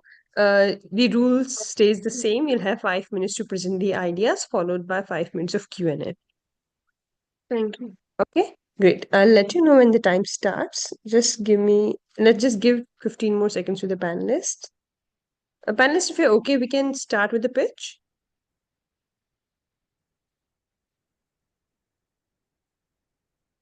I think she can start. Okay, great, great. Harshita, your time starts now.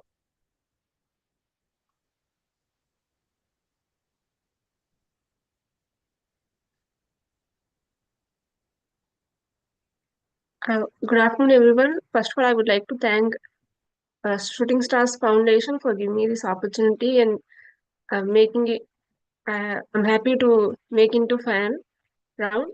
And I am Harshita. I'm founder of Alu Orange, AI-powered learning assistant. Our company striving to transform the education to gamify the education and make the students experience the learning easily and enhance their knowledge.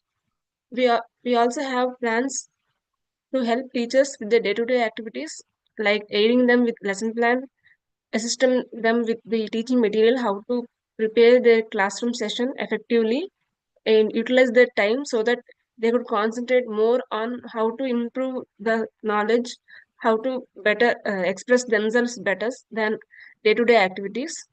And we are also trying to incorporate a dashboard where students, teachers, and parents could track the progress of the student, what they have learned till now, till date, what they should learn, what are the upcoming topics they should cover, and what are the tests student have taken, what is the progress, how student is performing. So we would like to display all the content. This would help teachers to focus more on subjective knowledge. And for students, we aim at gamifying, making learning to remove the stress of the students by conducting adaptive tests that would adapt to the student's knowledge. If the student lacks in particular subject, in particular topic, the app tries to pose questions which are easy to, which are from easy to hard, so that student can easily grasp the topic. And it also evaluates dynamically generates question. These are not static content. This is dynamically generated by AI. With support of large language models, which is cutting edge technology the world is seeing. And it also helps in evaluating the answers. This is useful especially in the mathematics where students require personalized or one-to-one communication, whether they have gone wrong, where they need personalized feedback so that they could improve in the aspect where they lag. And they could chat on textbook, and we have guardrails that would prevent student from deviating from the subject. So whenever he's interacting with the app, he would be learning subject. And the key challenge which we would like to address here is our classrooms are crowded and more one-way communication occurs in the classroom, and there is delayed feedback. And most of the time, this feedback is not very informative. So this is the gap we are trying to bridge, and these solutions are very affordable. Then I'll come to this topic in the next slide, how we make this solution affordable even when using cutting edge technology. What's new? What we are incorporating in the app with when compared to traditional learning system is we are backed by large language models. The explanation of concepts is at the level of the student, what student would want to listen to, and adapt to test that could adapt, and step-by-step explanation of the solution.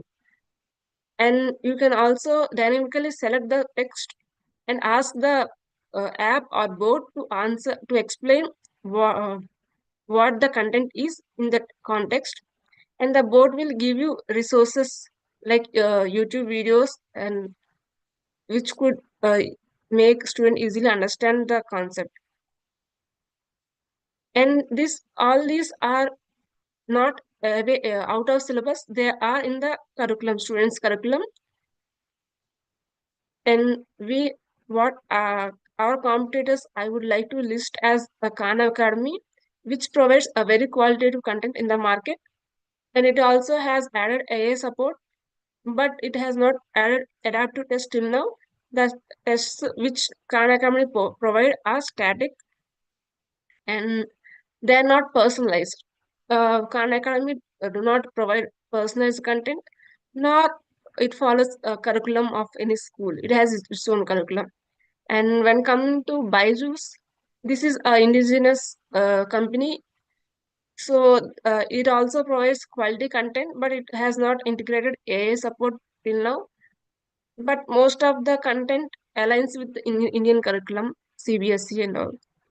Whereas Check is a tutoring platform which offers only tutoring, which we feel more relevant to the olive orange.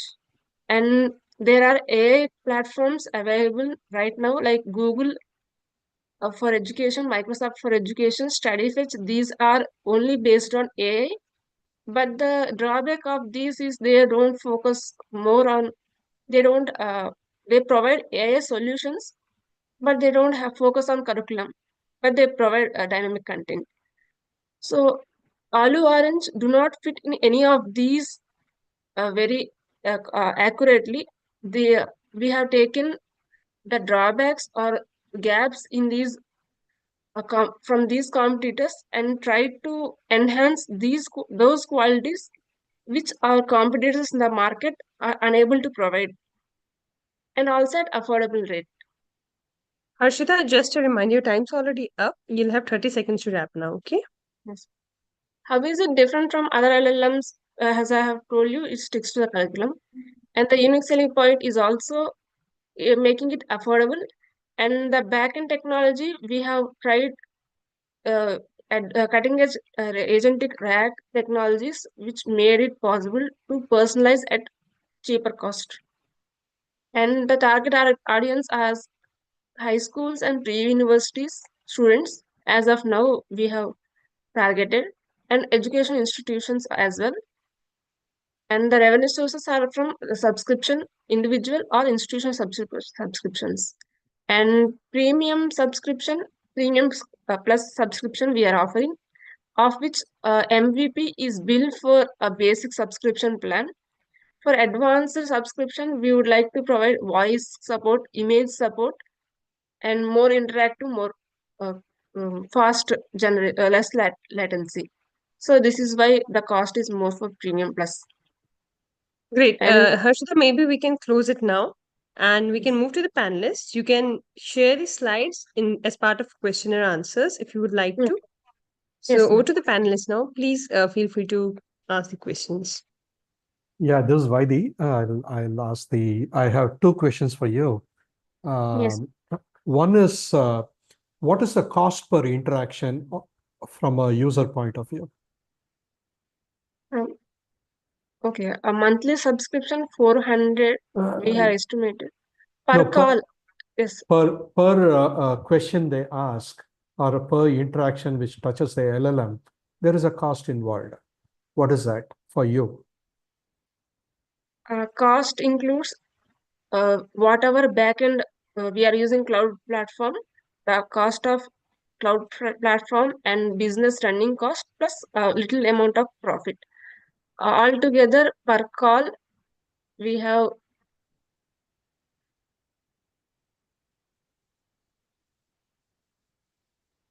For 10 calls, we charge 1 rupee. For 10 to 30 calls, we can go up to 30 based on, yes, 30 for 1 rupee. The content is, do you have support for non-English content? No, right now we don't have support for non-English. Non-English Yeah. content. Thank you.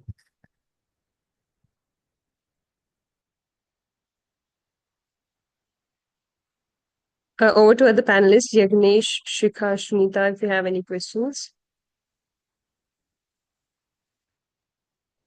So can you just tell me what is at the core of the LLMs and how much time did you invest in terms of building these open source LLMs?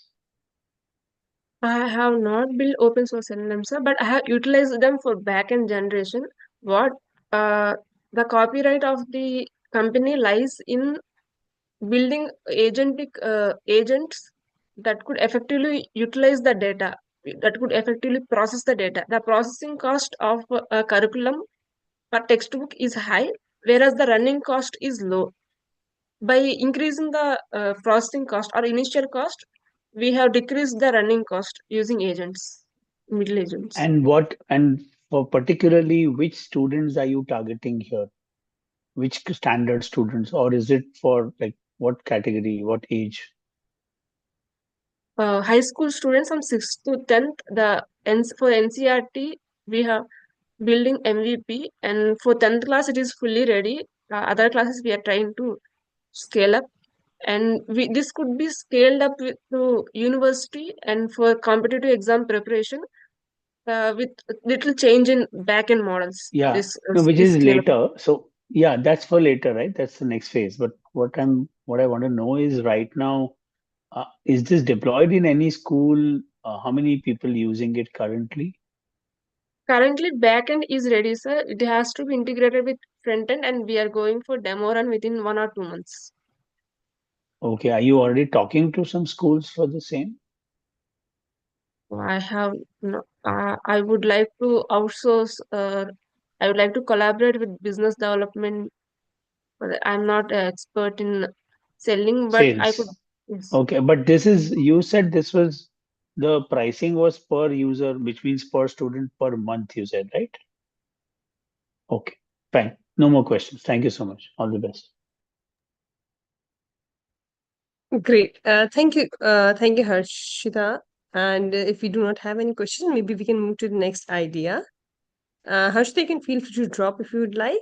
And Yes, ma'am, panelists, I you have. can take. Okay. Great. Yes. And panelists will have 15 more seconds to score the idea. We have the another participant in a panel, Sanskriti. If you have anything to share, you can start sharing your screen. You can come on video if you would like.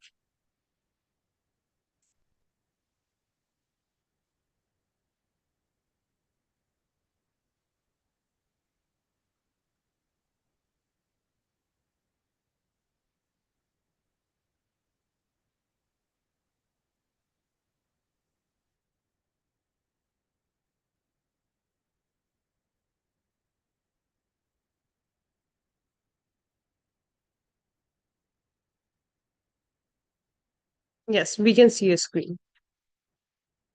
And uh, the rule stands. You'll have 5 minutes to present the pitch, after which 5 minutes of follow-up questions from the panelist. Okay? Okay, ma'am. Are you able to see my screen? Yes, I can see your screen. We can also see you, and we can hear you as well. Your time starts now. Okay. Thank you so much, ma'am. Namaste, everyone. My name is Sanskriti Singh, and I'll be presenting my company, Kosara, which leads tradition with innovation. Let me show you how. So the Kosara, our vision is to redefine completely how people view Indian luxury fashion. We want to combine it with the concept of sustainability, innovation, including tradition and even personalization. So our mission is to empower the artisans from my home state, which is Chhattisgarh, and promote sustainability, which is the need of the moment right now, and create very unique customer experiences. And what do we offer to create that? We offer handmade, customizable coastal silk sarees. So every business starts with a problem. So the problem that I identified was that there was a severe lack of trendy, sustainable, and personalized Indian fashion in the market. And if you can see by the visual that I've created in the slide, that the first picture is just the same design but in different colors. So it really lacks the authenticity and emotional connection that one can have with their apparel. And the ones at the bottom, they are personalized. So it just has a much better feeling when a consumer wears it. Added to the problem, 56% of the consumers are now preferring sustainable fashion over fast fashion. So that really excites us to capture that market. So this is where Kosara comes in. As a solution, we shall give the customers luxurious handmade Kosa silk sarees, which have trendy modern designs. We offer the customers high customization, so they can pick their color, embroidery, even pre-draped options, because draping is a huge hassle for people nowadays.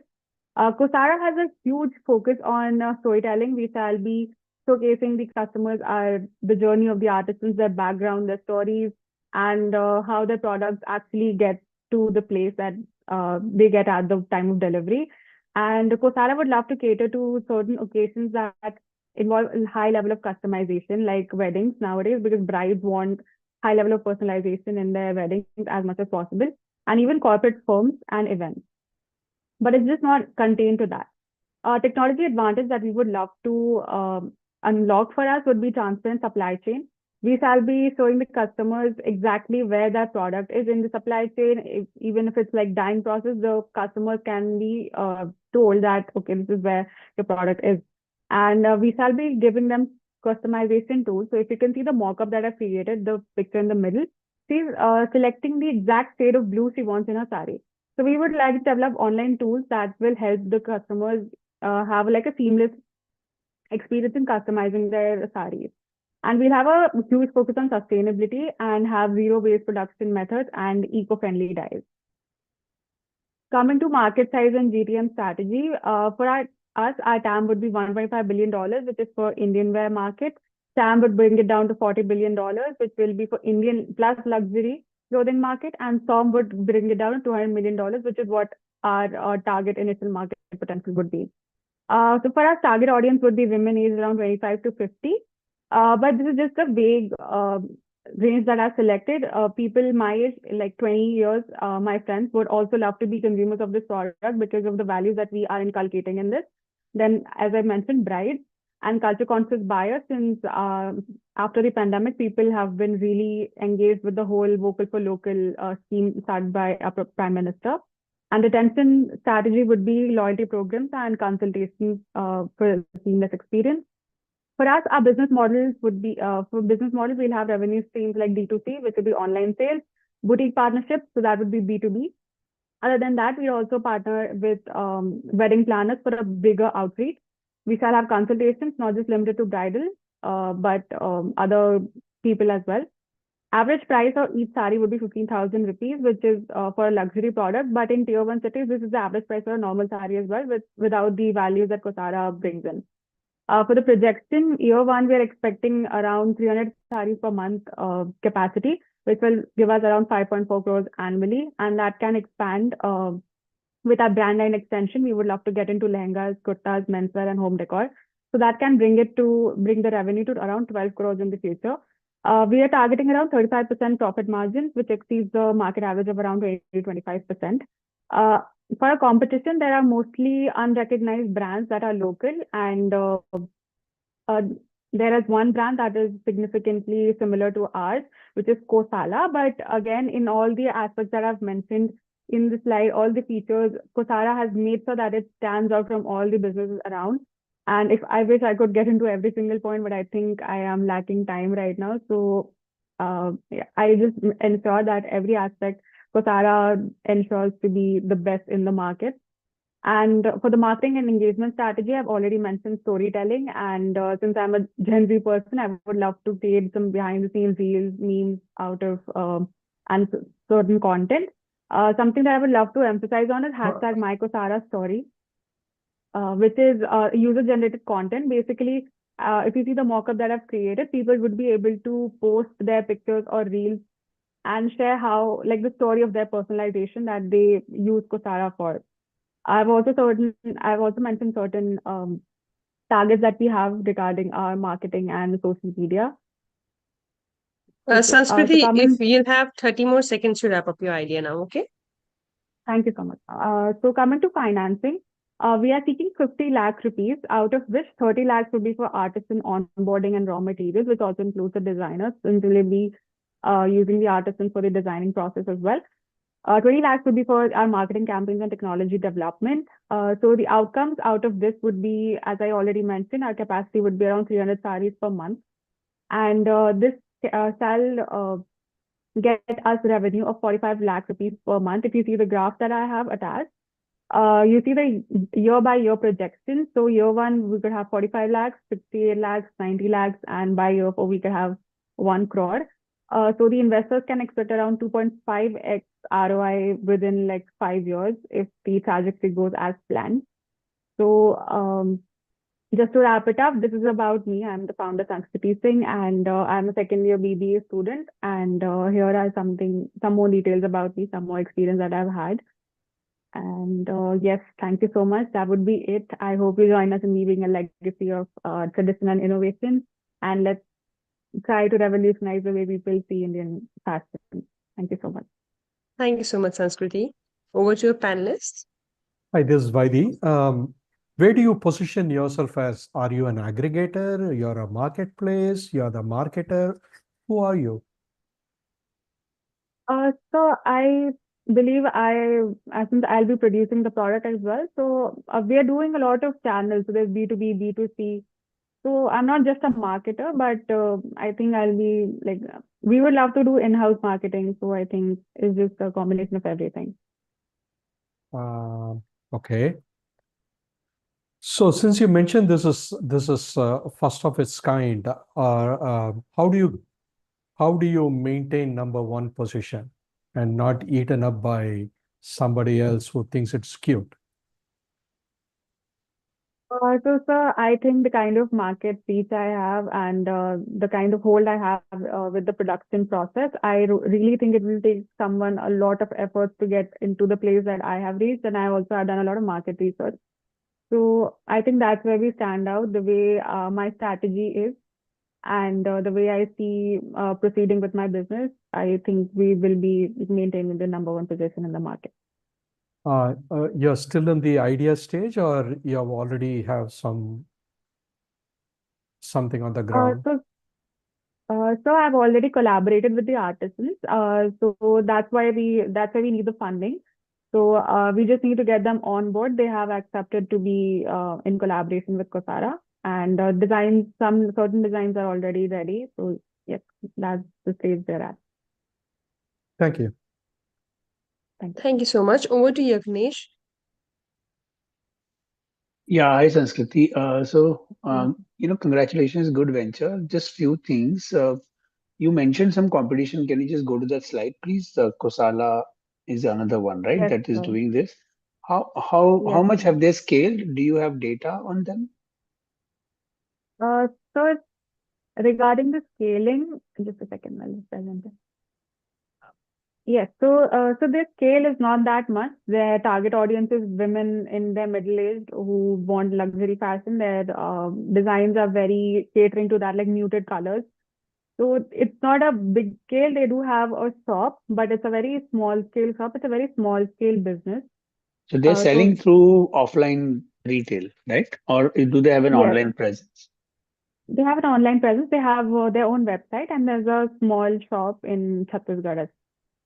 Yes. Okay. So So their you've scale not tried is to not as find out big. what's their sales. I mean, it will be difficult to know, I understand, but have you tried to gather some data on them? And you're trying to be slightly more premium than Kosala, is what I understand. Yes, sir, which is not just premium. I think the way their idea is to, like, the target audience that they have is much different from ours and the values that we bring. So, yes, I've not really I tried think the your target data. audience seems to be pretty much the same, right? I mean, you're targeting 25 to 50. They also might be selling to the same target audience, right? No, so actually the ones that they are targeting are women who really like muted colors, very plain styles. But I think we are the ones that are focusing on like bridal styles as well, even like younger generation. So we have a wider audience to cater to. Yeah, and so few more things. So you're trying to raise money to onboard these artists, right? Who Yes, create handmade saris. yes, So this whole handmade thing becomes a challenge when you start growing, right? When you have some demand, it's fine. You know, you get those artisans to do it. But how do you scale definitely. this and make it? And how do you find so many artists? There aren't too many artists, as this is very niche. So how do you really, let's say beyond a 15-20 crore business, is it really has potential to scale is what I'm kind of asking myself. Yes. So, sir, the niche, I agree this is a niche, but it's actually a village full of artisans who've been doing this. It's a generational work actually that they do. They just haven't been recognized, and I got to know about that. So I think that's where I got the idea. Other than that, regarding the scaling, they always have like just before the dyeing process, there's a basic sari that is already made by them. So we could have a lot of inventory stock of that basic material, and when the customer like tells us if they want a specific color, then we could proceed with that process, which takes certainly less time, and then we'll have our basic designs that will be available, which is not the personalized option. So they could just Yeah, buy but it still our is design. lot of human dependency in your product, right? Of course. Yes, yes, sir. Okay. Do you want to, you might just, I'm just leaving this thought with you. You might just want to think about renaming your brand as well. You might want to extend market reach to other traditional products from other regions, not just Chhattisgarh and Kosa, but that probably will give you more scalability in future. So just a food for Got thought, right? That's all. Yeah. Thank you so much. Thank you so much, sir. Yeah, I Thank you also so much, Agnesh. I have a very small Yeah. comment and very similar to what Yagnesh was talking about. After you mentioned, I started looking for similar names, and you might want to think through in terms of how you want to brand your name, because there is one brand which is already there, very similar to what you are presenting today. So there Right. is a confusion. So most of the time, even if you have an online kind of a web page where you are trying to drive traffic, it's not only word of mouth, a lot of online exposure is also required. People, because of the confusion, might go to the other side Yeah. instead of yours. So that could Yeah. be one of the reasons. So since very early stage, you want to focus into this high quality handmade very Indian products for the world, for the segment that you're targeting, maybe it's good to think through what you would like to name it as well, apart from Kosara. So overall, really like the vision, the color, and other aspects of it. So that's all from my end. Thank you, and all the Thank you, best. ma'am. Thank you so much. Thank you so much, Sanskriti. You can feel free to leave now. And panelists, you'll have 15 seconds to score the idea in your evaluation sheets. We have another idea with us. We have Prayushi with Agent Hawk as a startup name. Uh, Prayushi, if you want, you can feel free to share your screen. You can come on camera if you would like. Hello, hi. Great. Just a Yes, second. we can see you both now. So actually, it's Ajnok, which consists of two words. Ajna. Okay. Ajna is a Sanskrit word which means Shivji's third eye, as we work on 3D vision. And hawk is the hawk bird, denotes the drone. So we work on drone vision technology. Great, great. That's good to know. Thank you for correcting me. And the rules stand the same as last time. You'll have 5 minutes to present, followed by 5 minutes of Sure. Q&A. And I'll start the timer now. You can start your pitch. Yeah. Hello everyone. Ajnok is a drone vision startup in infratech doing infrastructure inspection, specifically high-rise building inspections. The problem in hand is that there are a lot of structural failures which happen. As from the stats we can see, from 2001 to 2015, there were around 2,700 deaths which happened due to structural failures. All of this happened due to the manual inspection procedure which follows right now. So the problems are like fivefold. There are structural failures, The manual procedures take a lot of time. There's a lot of human error involved. There's a lot of safety concerns as people just rappel on the building and see what all are the problems on the building. It can be visual, etc. And like it's too overpriced, so people cannot do it more periodically. One example I want to quote here is there was a recent incident which happened in the Delhi airport, and due to a small rust the complete building lapsed. And that's why, as high-rise buildings have been like increasing and have tripled already since 2020, it's time for a smarter and safer solution. At Ajnok, we provide a drone vision based solution followed by a SaaS platform, which is time saving, end to end, pocket friendly, can have periodic maintenance, it's reliable. So our product and service is a complete end-to-end pipeline where, as simple as that, like a drone pilot goes to the site, captures all the data. It's fed it in the SaaS platform where the inspection takes place via AI, and you get a detailed inspection report for the same. There's also an AI assistant tool which is present if you want to just do your interior inspection as well. These are some of the snapshots from our SaaS platform. The market opportunity is huge, as there are a lot of high-rise buildings already, and even if we consider 1% market share, it goes up to here. The business model is a SaaS platform where like yearly, halfly and quarterly subscriptions are also there, and major chunk comes from the complete service which is provided, starting from the drone data capture till the inspection report which is received. The costing is based totally on the exterior walls of the building. It's a B2B market. Over to you, Kajal. Yeah. So getting to few of our competitors. So these are mostly like among these five we have mentioned here, only one is from India, which does more of construction monitoring and monitoring of buildings during the construction phase, about what are different parts of the building and how are the people working there in the scenarios. Apart from that, the others do it, but are not present in India as of now. And there's no automated solution present in India. So getting to attraction, we started a company in November 2022.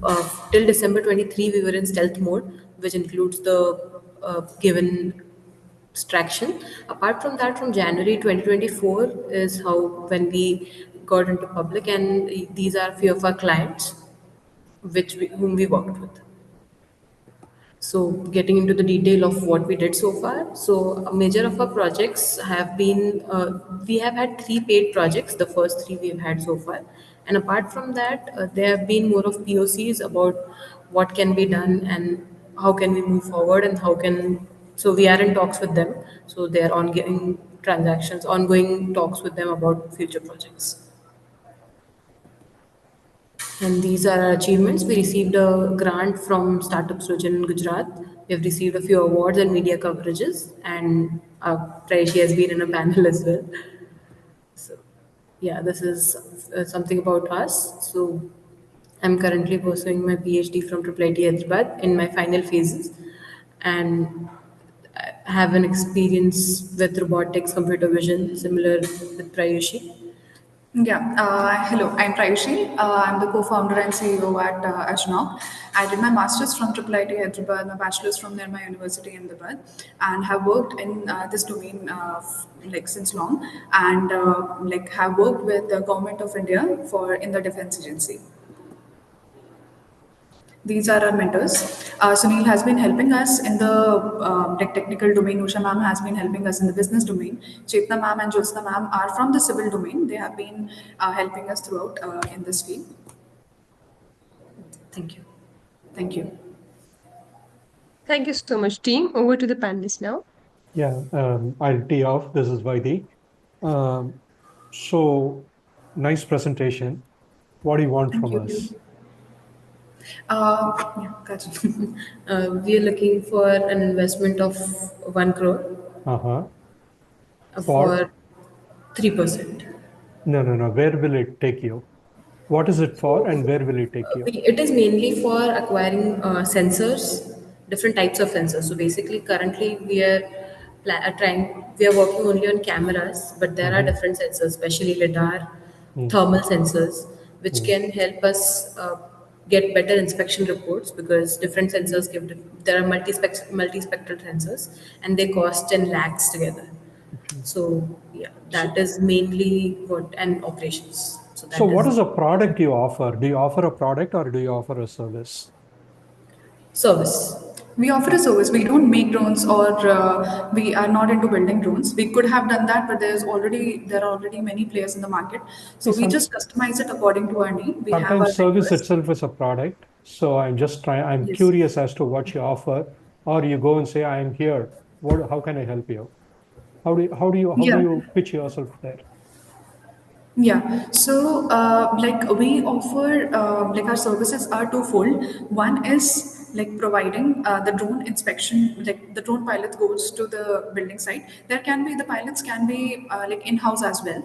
And along with that, the inspection detailed report out of it, and also a SaaS platform where like you can have a history of all the, for example, a particular builder, they have like multiple buildings, so they can have a traction for those buildings. It's a small chunk of our complete service, but still it is quite valuable for them, because when we went to the market, there are two types of inspections which happen: internal and external. We target external inspection here, but for the internal as well, like they just go there, click the pictures, and So they have to mark.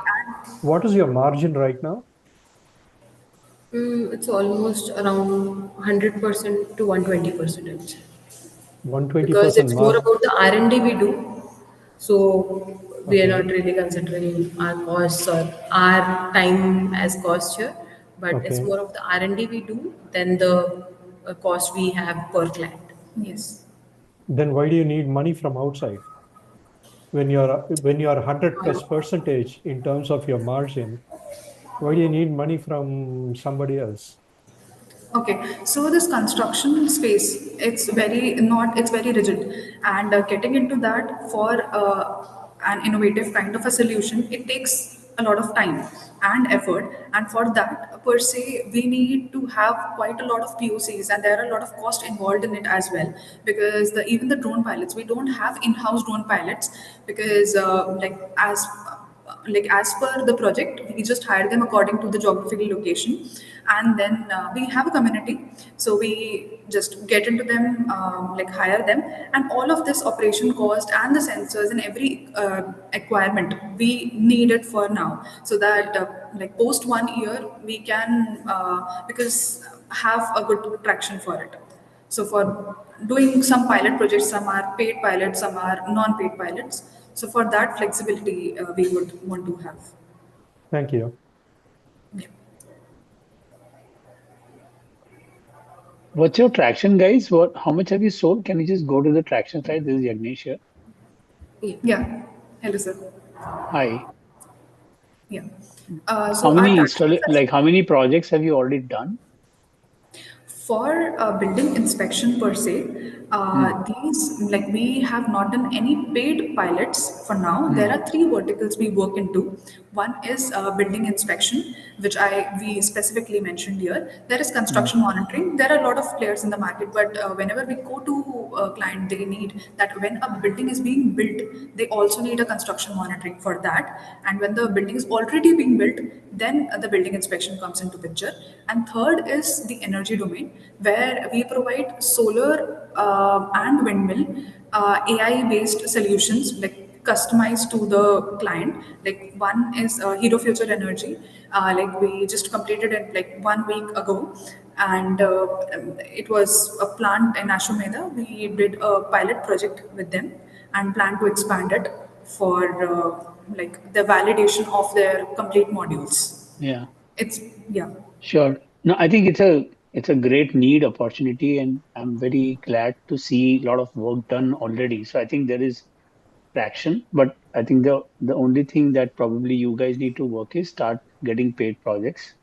Yes. Technology wise, product will evolve, but I think it's good work. I mean, congratulations on the venture again. But yeah, we'd like to see more paid projects. You've already got some experience, and go actually deeper than getting wide. That's what my only suggestion. Thank you so Yes, much and yes, all the yes. best. Yes, yes. Thank you so much. Thank you so much. Can I go next?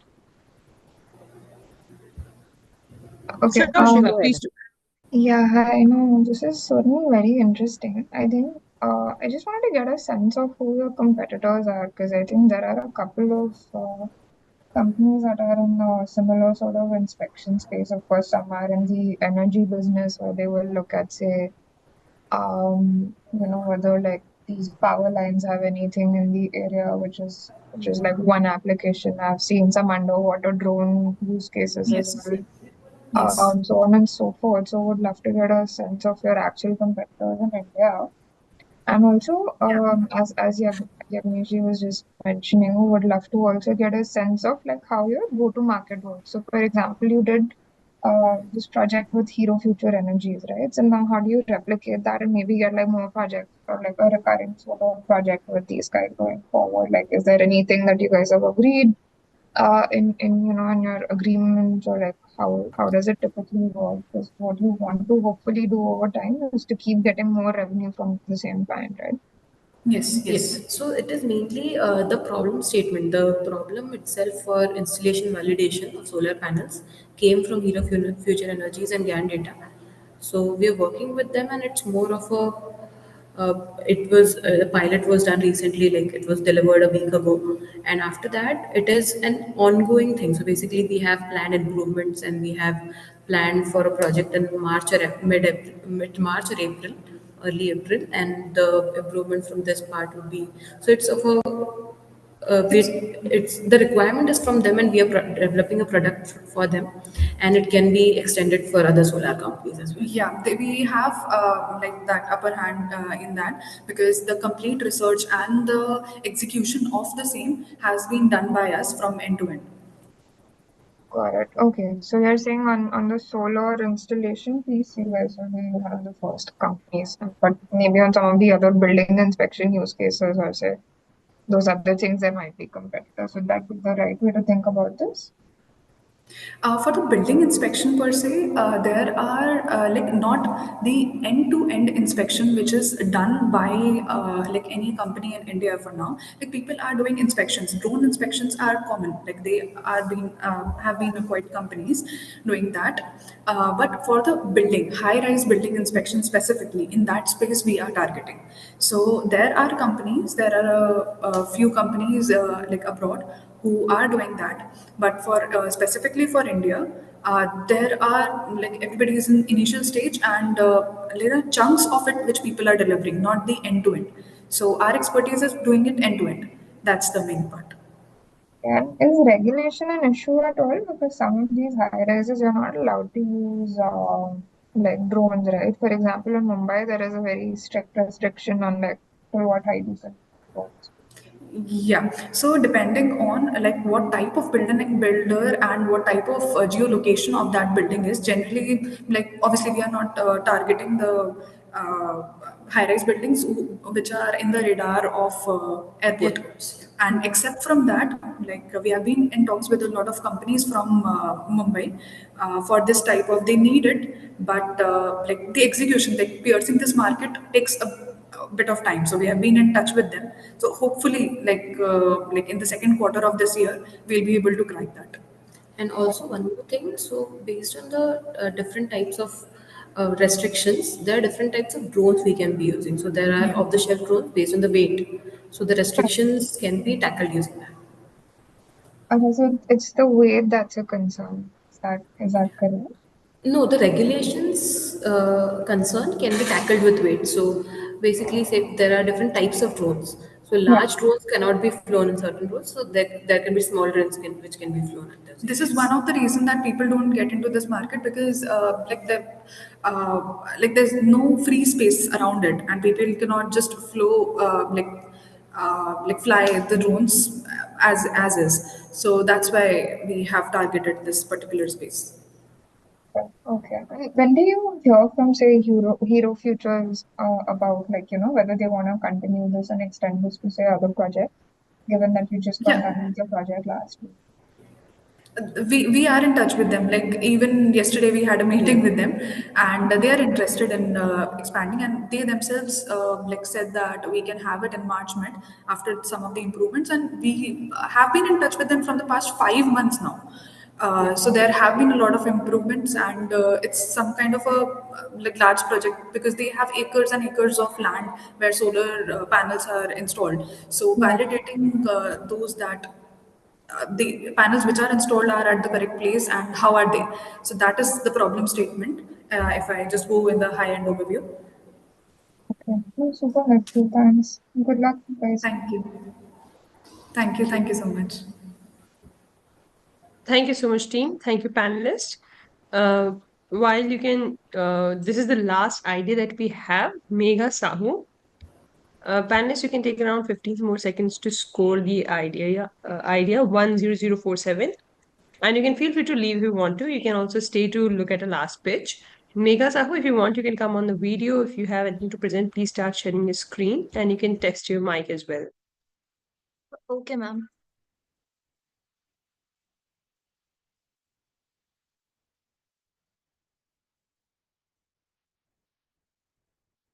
Yes, we can see your screen.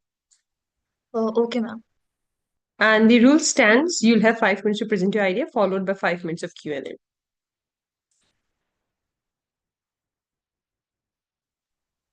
Okay. So, good afternoon. I am Megha Sahu, and I'm joined with my co-founders, Dolly Singh and Sakshi Sinha. Interestingly, instead of joining from 3 devices, we are using one. Neuro Assist is a wearable EEG device designed to enhance focus, creativity, and relaxation.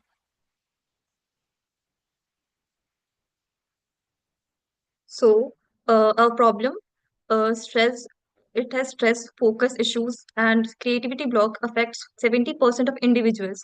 These result productivity losses of 200 lakh crore annually.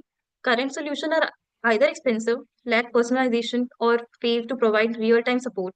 Neuro Assist is here to bridge this gap.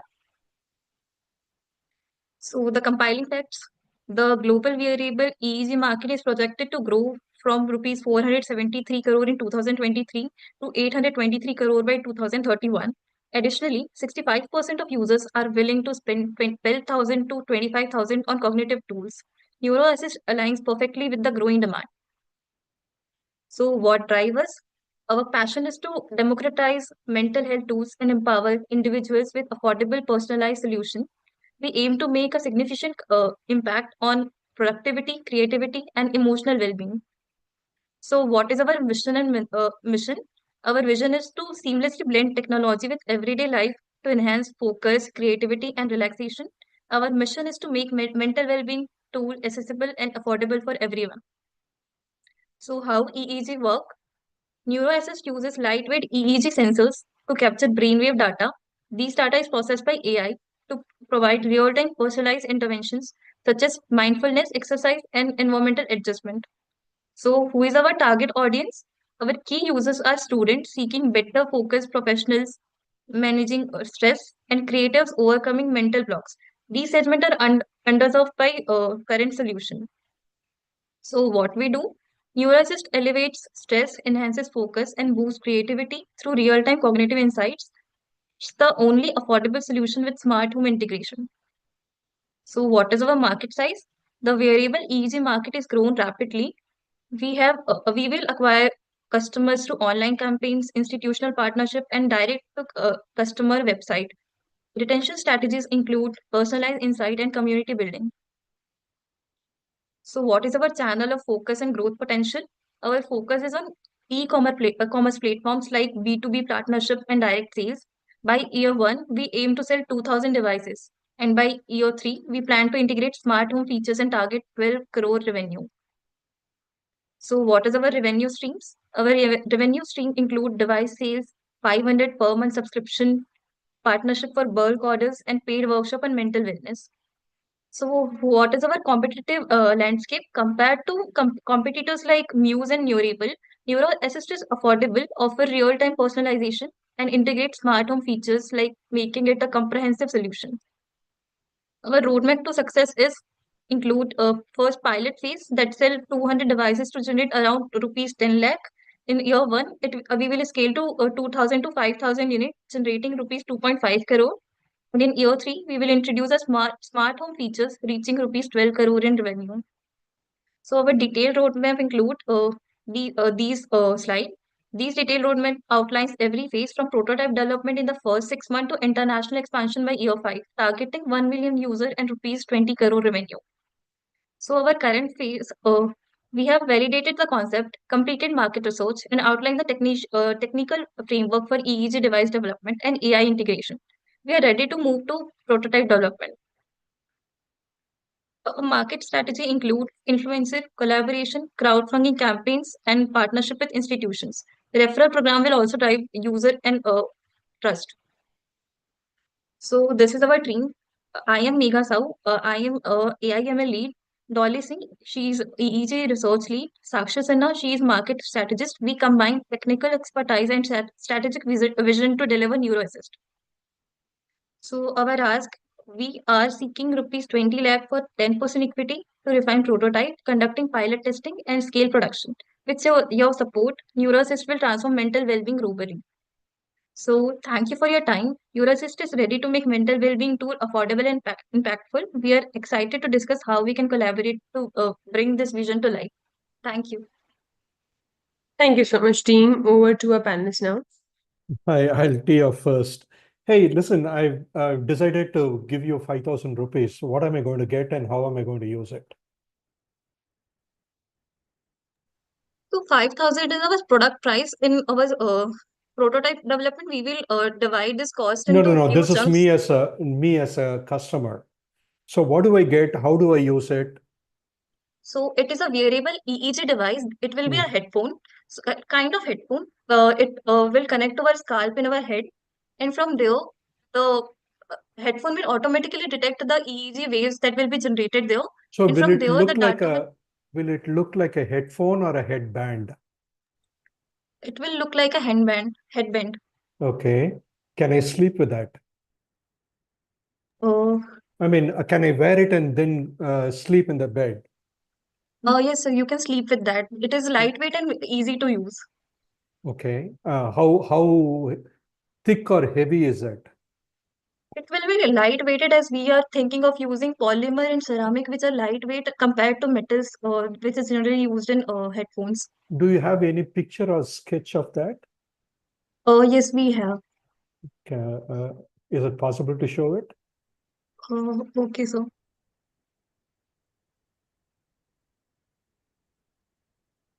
Right now we are having a sketch which is we can see in the right of the screen. Yeah. Oh, sorry. Oh. That's a So prototype, is it? according to this, our prototype will look, and in market there is already available some prototype. So here it will look like this. Okay. Okay. Okay, so is that answered your question? Not yet. How heavy is it? It will be around 500 grams. Half a kilo. Actually, our product is not ready yet. We No, are I'm trying to just make it lightweight. see. You're asking people to use it, so I'm trying to get a feel of how how usable it is as a product. So that's why I'm asking these questions. If it comes across differently, that's not the intention. If we customize it with lightweight metals, it can be of 300 grams actually. And if we can make it further light. We are trying to make it further lightweight. For that, we are using polymer and ceramic instead See, of using metal. Of these three pictures, which picture will it look like? It will more look like a second picture. Second picture. Okay. That's looks like a cyclist helmet. Yes, but it will connect more to the scalp. That's why we will use these kind of EEG device as it will directly connect to a scalp. Okay, thank you. Thank you, sir. Over to Mr. Yagnesh, if you would like to have any questions. Yeah. So, there is enough opportunity for this, guys. What you need to probably do is how best can you leverage technology here, because this also is facing a lot of increasing competition, just for your information, right? A lot of Yes, people sir. are looking at this. So how unique and how accurate and how comforting is the device probably will decide the winner in this particular market. As you know, Yes, sir. as you rightly shown the competition. I think on the Yes, sir. pricing front, if you can make a brilliant product cheaper, that is your first win, right to win. Um, Yes, sir.